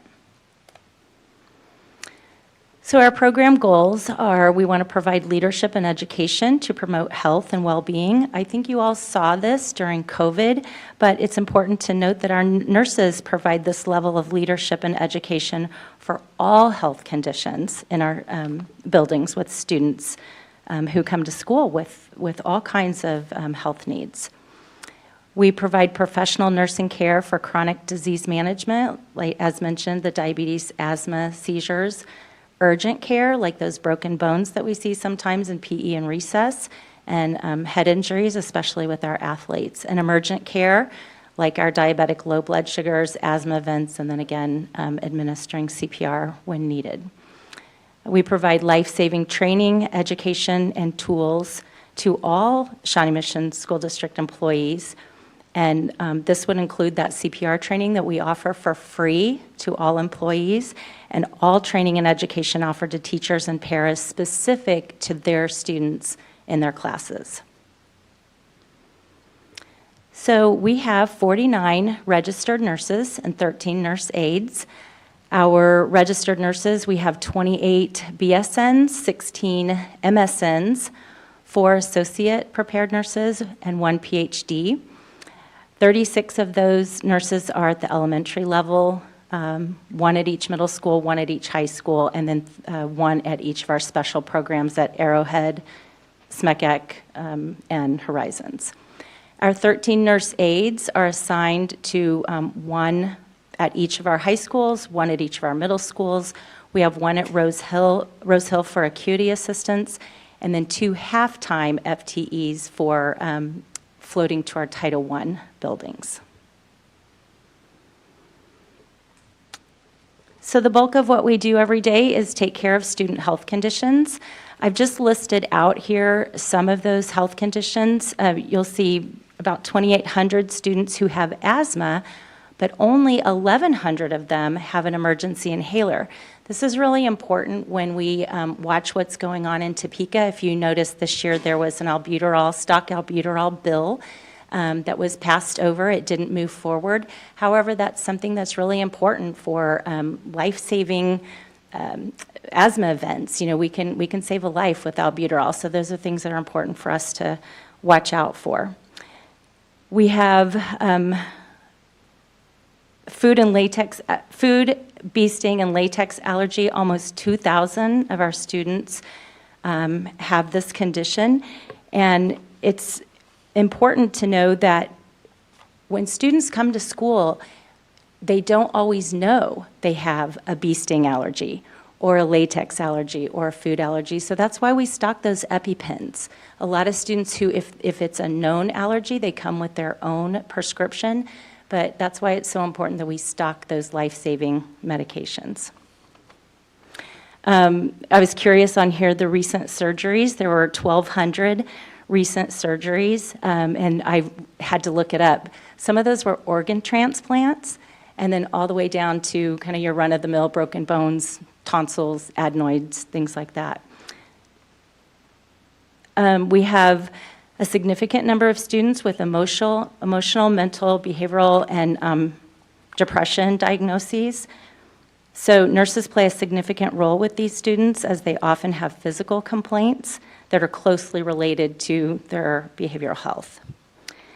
Concussions, we had almost 300 concussions this year, and the paperwork on these concussions is astronomical. I cannot even imagine being the nurse in the building having to track all of these.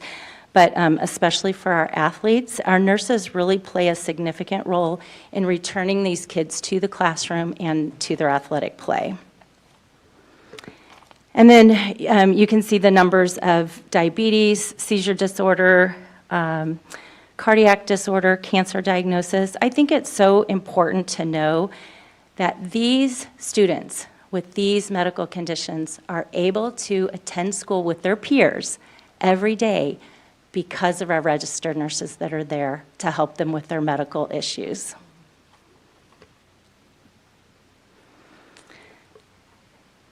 So this is more familiar territory for me to be standing here talking to you guys about. We had a team this year of, and for the last 2 years, of 5 nurses who were utilized as part of our COVID team to meet the health and safety needs of students, staff, and parents. These nurses assisted our building nurses, students, staff, and parents with all COVID-related questions, COVID management, including positive case reporting and communication with the health department.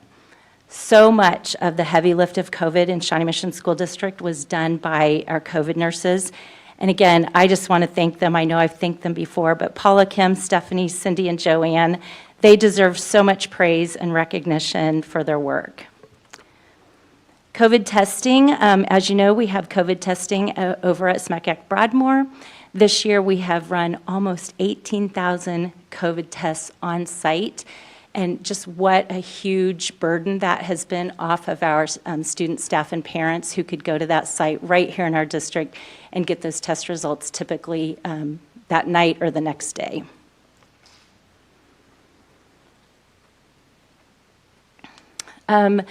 As far as COVID vaccinations, we offered over 40 vaccination clinics in our school district. Shawnee Mission School District partnered with Children's Mercy, Johnson County Department of Health and Environment, Heart to Heart International, El Centro, and Health Partnership Clinic to provide these vaccination clinics. We did 12 K through 12 clinics, and that was school staff, child care providers, substitutes, bus drivers. We did 10 high school vaccination clinics, so that was one at each of the area high schools with dose 1 and dose 2, and that included students from Arrowhead and Horizons. We did 18 after-school elementary clinics. That was dose 1 and dose 2 at 9 sites, and you'll notice the sites on there are primarily Title I buildings. And then we also did a lot of family engagement, and also some of those elementary schools, those were family engagement nights as well. But we did a family engagement, a vaccination clinic at Shawnee Mission West Family Engagement Night, Hawker, and also Westridge. So this is what our health room utilization has looked like this year. If you'll notice in September, that kind of little spike there, that was when Delta hit our community. And then December looks like a little bit of a dip, but if you think about that, we were only in school for 2 weeks of December. So that actually should be, if we were in school the full month of December, that would be doubled. And that's right when Omicron hit. So that kind of December, January timeframe. And then lots of people were asking me, well, why is there that little spike in April? Well, as a school nurse, you always know that there's a little spike in April, And it's that dreaded disease called spring fever that you typically, you might see that a little bit. But honestly, we did see a number of GI illnesses throughout April, as well as cases of influenza.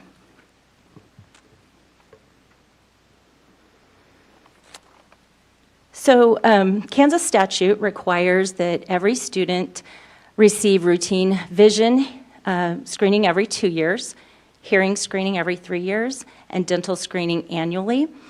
These are unfunded mandates. So Shawnee Mission School District partners with the Lions Club for vision screening and Johnson County Department of Health and Environment, as well as Health Partnership Clinic for general dental screenings. And then Health Partnership Clinic also will provide students with comprehensive dental care on site at school with parent permission.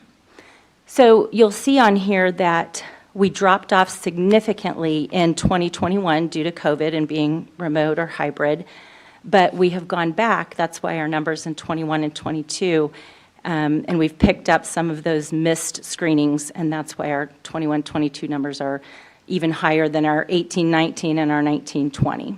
And we'll continue to pick up any kids that we've missed as we move forward.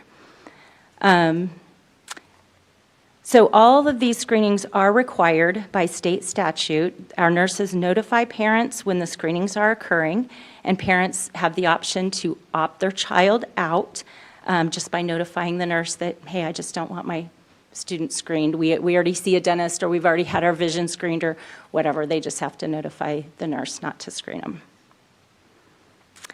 And before we actually move on to questions, I would like to bring up Paula Bundy.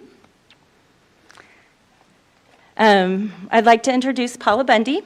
She will be assuming the Health Services Coordinator role beginning July 1. Paula has already transitioned. She is actually sitting at my desk in my seat, and I'm on this little rolly cart. And I've told everyone I'm just going to slowly move that rolly cart closer and closer to the door and just hand it over to her. But she has done a fabulous job. She's been in the district 18 years. And has worked at Marion Park, Apache, most recently at Arrowhead, and she's amazing. So that's all I have, and I'll answer any questions. Oh, yeah.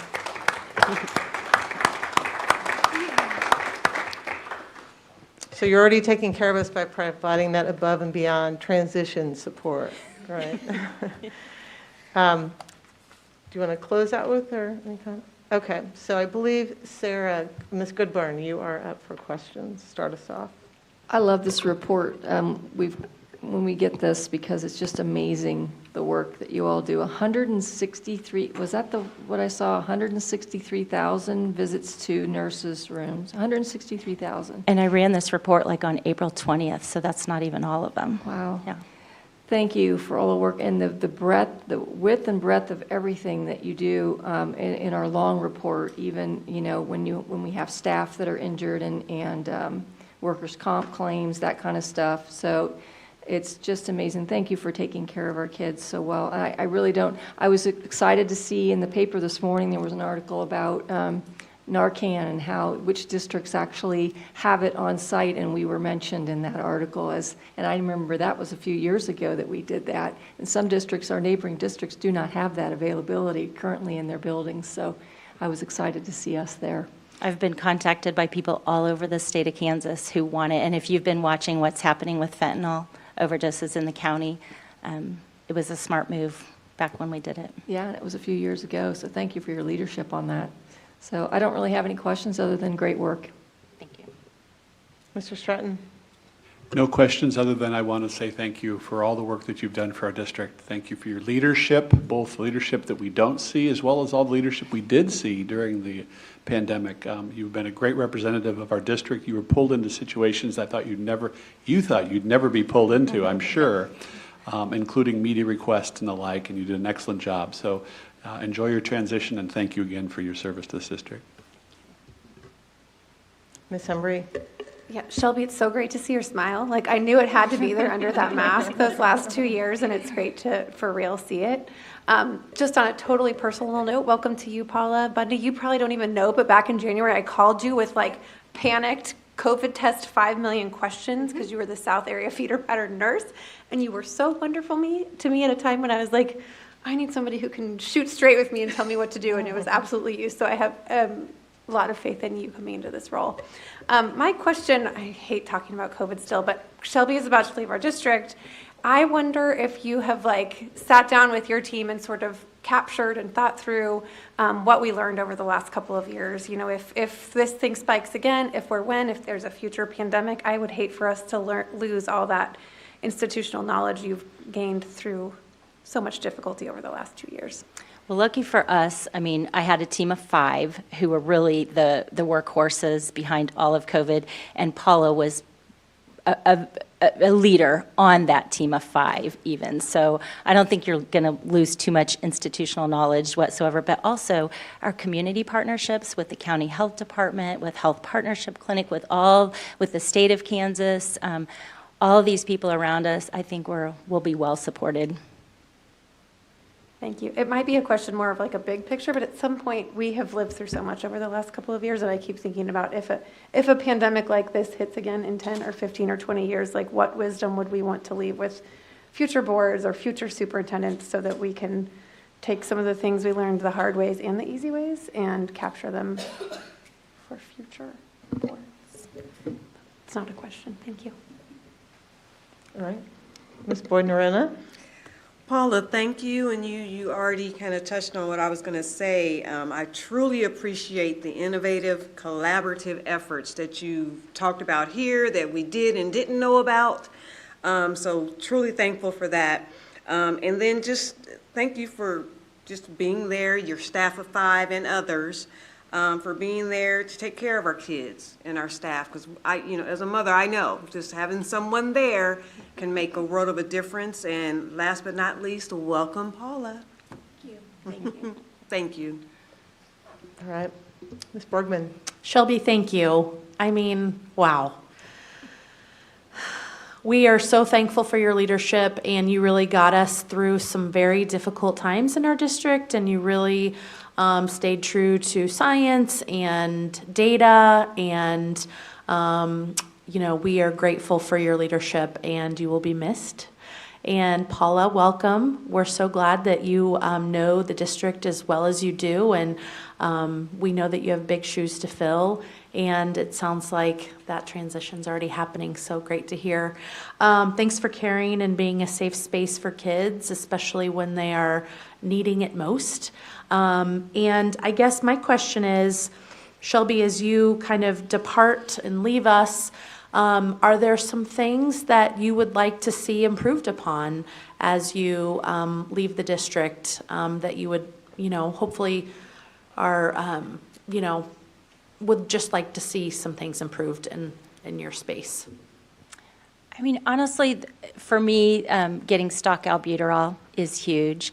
Whenever we can save a life in this district by using an EpiPen, by using Narcan, by using glucagon for our diabetics, I mean, there's a number of life-saving medications in our cabinets, but we're missing albuterol.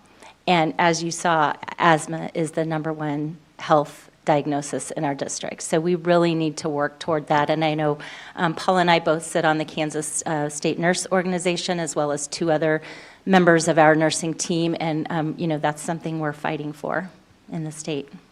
Well, as a person who lives with asthma, I can definitely appreciate that. So I thank you. All right. Do we know what the House bill was? The number on that? Let's make a note to just ask David or Stuart to pull it. Mm-hmm. That's it. So, and now that we've touched on that, welcome, Paula. Thank you. I mean, I don't know. You carried so much for the last 2 years to get the district through it, and your leadership and your professionalism and your expertise really allowed the district to navigate a space that was incredibly difficult. And, I joke with my husband that you are one of the few people that I will concede to having lost an argument with. When I got to the portion of the report referring to EpiPens, you guys were already down here, I think, starting the meeting, but I wanted to come down to lead the meeting, and Shelby was like, you have to go to the hospital, actually, you cannot come lead the meeting. And I said, no, I think I'm okay, I can go lead the meeting. And she looked me dead in the eye and she said, you have been telling people that we have to follow medical guidance now for 1.5 years, and my guidance to you is that you need to go to the hospital. I was like, well, she's got me there.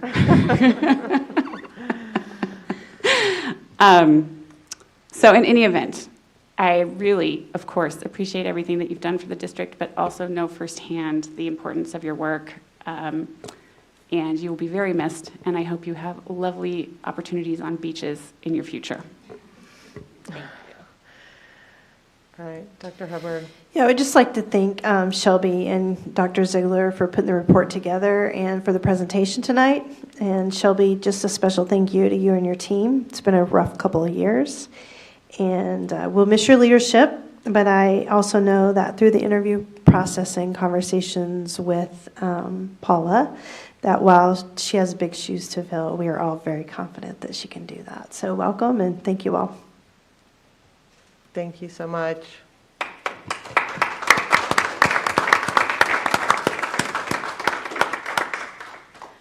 All right, I believe that brings our program evaluation reports to a close. We have 3 other discussion items that are all first reads on policy. And so I'll look to Dr. Hubbard first for 3.5. Yeah, so 3.5, again, this is just a first read, and it is an extremely small change, just adding superintendent or designee in regards to boundary changes. So with all these policies, I would just encourage you all, if you have questions or concerns, to please get with me in the next, preferably week, but for sure 2 weeks before our second read at the May 23rd meeting, and we'll work for amendments, but this one should be really fairly easy. And then in regards to policy 6 and 7, I want to talk about those together. As Russ mentioned in his presentation, we've historically called fees textbook fees. And with the many digital resources we have, we just think that a language change to instructional resource fees really represents more of what those fees are for and how they work in our schools every day. And then additionally, 3.07 reflects the change to reinstate instructional resource fees at the elementary level to $60, and then to increase middle school and high school from 80 to 100. And again, that is in the consent item of 5.08. So if, again, questions or concerns regarding 5, 6, or 7, if you would just get those to me, I would appreciate it. Okay.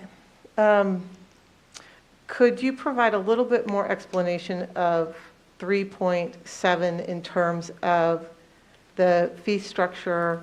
There are 2 ways in which a student would be able to, or a family would be able to waive a fee. Absolutely. So for the instructional resource fee, if you qualify for free lunch, that would be waived at 100%. And if you qualify for reduced lunch meal application benefits, then you would get a 50% reduction in instructional resource fees. Okay. And again, that can be done through the waiver form. We'll be changing on online verification through Skyward, where parents could check those boxes, as Dr. Ziegler explained earlier in the meeting. Okay. All right. But this is a great time to reiterate how important it is to fill out those applications as early as now. And who would you ask in your building to fill those out? With help for that? So the new applications will come out in July. Those are usually released, and we get that guidance from KSDE. So as soon as those are out, we'll start pushing information through our building newsletters, through our food service communications, and we'll work with, we've already got that on David's team's radar for some additional communication. Thank you for the correction. If I qualify currently, do I need to fill that out? If you qualify currently, so now some families will know they qualify through direct certification, so that will roll forward. And then there will be a new form coming out this year. Because we had the HES last year, there was an opportunity to fill out those forms necessarily in the last year. that's the communication that we need to work on here once we get the new form in July from KSDE that's released through USDA. Thank you for clarification. Yep. Okay. All right, so if anybody has any questions or comments, forward those to Dr. Hubbard, correct? Okay. Anything else on the discussion items? All right, that brings us to consent. And unless anyone has a request to move an item, I seek approval. I need a motion to approve the consent items all the way through 6.1. So moved, Outlay. Do I have a second? Second, Goodburn. All right. All in favor say aye. Aye. Opposed? Motion carries 7-0. And that leaves us at board comments. And so I believe, Mr. Stratton, you are up next. I'm all commented out. All right, Ms. Embry. I would be, except that I had the most incredible experience last week. Last Thursday, Rose Hill and Corinth Elementaries co-hosted an evening called One Night Around the World, and they invited all of the families from their respective schools to profile and share their culture with the school communities, and I got to attend. It was absolutely incredible to see so many students of so many kinds being all together and celebrating one another and celebrating their unique backgrounds. The highlight that I have to talk about is the Gateway High Steppers came, and both Michelle Lord and Jennifer Duke, the two principals, danced with the Gateway High Steppers, as did many of the faculty of Rose Hill and Corinth Elementary. I do have video that I'll share for anyone who wants to see it, but I won't post it on social media, probably per their request. But it was just a really fantastic night. It was one of those fill your cup all the way up nights, and I was really grateful to be part of it. That's great. Thanks. Ms. Boyd-Norena? Yes, as a product of two retired educators, educator myself and college professor now, I want to wish every teacher give much appreciation for every teacher for this Teacher Appreciation Week. Thank you. Thank you. Ms. Borgman? Yeah, I just, thank you. And I just wanted to echo the Teacher Appreciation Week. You know, with COVID and being on the board and not getting to do a lot of the, you know, extra things, I got to partake in acknowledging the teachers who have been nominated by someone within their building as an outstanding teacher. And, you know, it just felt amazing to be in a group of just really inspired, kind, and caring teachers that have dedicated their lives to kids. And thank you for that opportunity. It was awesome to help recognize each and every one of those teachers.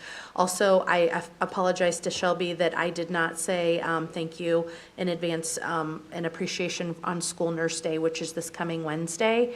And I believe we won't have another meeting until after graduation. So to all of the graduating seniors within Shawnee Mission, including my own child, we wish you all the very best. And we hope that you take great pride in the education that you've received within Shawnee Mission, and you go and do amazing things in the world, not just your community, but in the world, and we're just cheering you on every step of the way.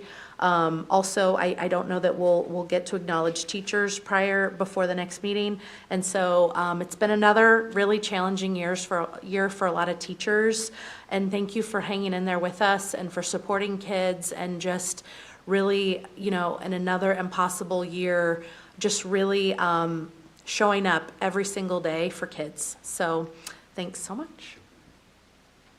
Great, Ms. Ousley, thank you. I want to say thank you to all our educators for the close of Teacher Appreciation Week last week. And then it is May, and with graduations and everything else, I've been thinking about May and looking back. In May of 1854, Kansas-Nebraska Act was signed, and that opened the Kansas Territory and the Nebraska Territory up for settlement, which allowed voters to decide whether Kansas would be a free state or a slave state. And people from all over the country moved to Kansas to have that conversation. And a couple of constitutions went back and forth, and the constitution that went out was the one that said that Kansas would be a free state and that everyone would have bodily autonomy. And also in May, in 1954, the U.S. Supreme Court announced its unanimous ruling in the Brown v. Board of Education of Topeka case, which was started here in Kansas. And that landmark decision determined that separate but equal was inherently unequal, and it helped launch the civil rights movement in our country. And then finally, with this quote from William Allen White, when anything is going to happen in this country, it happens first in Kansas. And I think some of the events over the last couple of weeks have led me to think about these things happening in May. And so it is May. Happy graduation to everyone. And just remember, when anything is going to happen in this country, it happens first in Kansas. Thank you, everyone. All right, thank you. Ms. Goodburn. I spent some time Friday night or Friday afternoon and evening at the 70th annual Shawnee Mission North Relays. It's a huge event if you've never been. There's over 30 some odd teams and competitors from all over, and you have to have qualifying times and jumps and stats to be able to actually even participate in it. And I was so excited. I actually watched it. I wasn't able to stay for the whole thing, but Spectrum Sports was there, and so the next morning I actually rewatched the entire thing. And my son came in the door and said, "What on earth are you watching a track meet for?" I said, "It's the 70th annual Shawnee Mission North Relay, so of course I'm watching it again." But there was an amazing runs. Actually, 7 meet records went down that night. And how about yours? Well, I don't have that record, but I have a different record. No. Anyway, but an amazing run. It wasn't one of our students, but I just have to point it out because it was the 400 men's, boys 400, and it was a time of like 46 something. It's fastest in the state of Kansas and the second fastest in the entire state right now. So if you get a chance to watch Spectrum Sports to see the Shawnee Mission North, wait for the 400 men's, boys 400 to see that race. It's amazing. So anyway, it was really fun, and I just wanted to say kudos to all the staff, because it's all hands on deck for that night, staff and supporting that event. It's a huge event, and thank you to all the parents who had to park a little bit farther because of our construction that's going on there right now.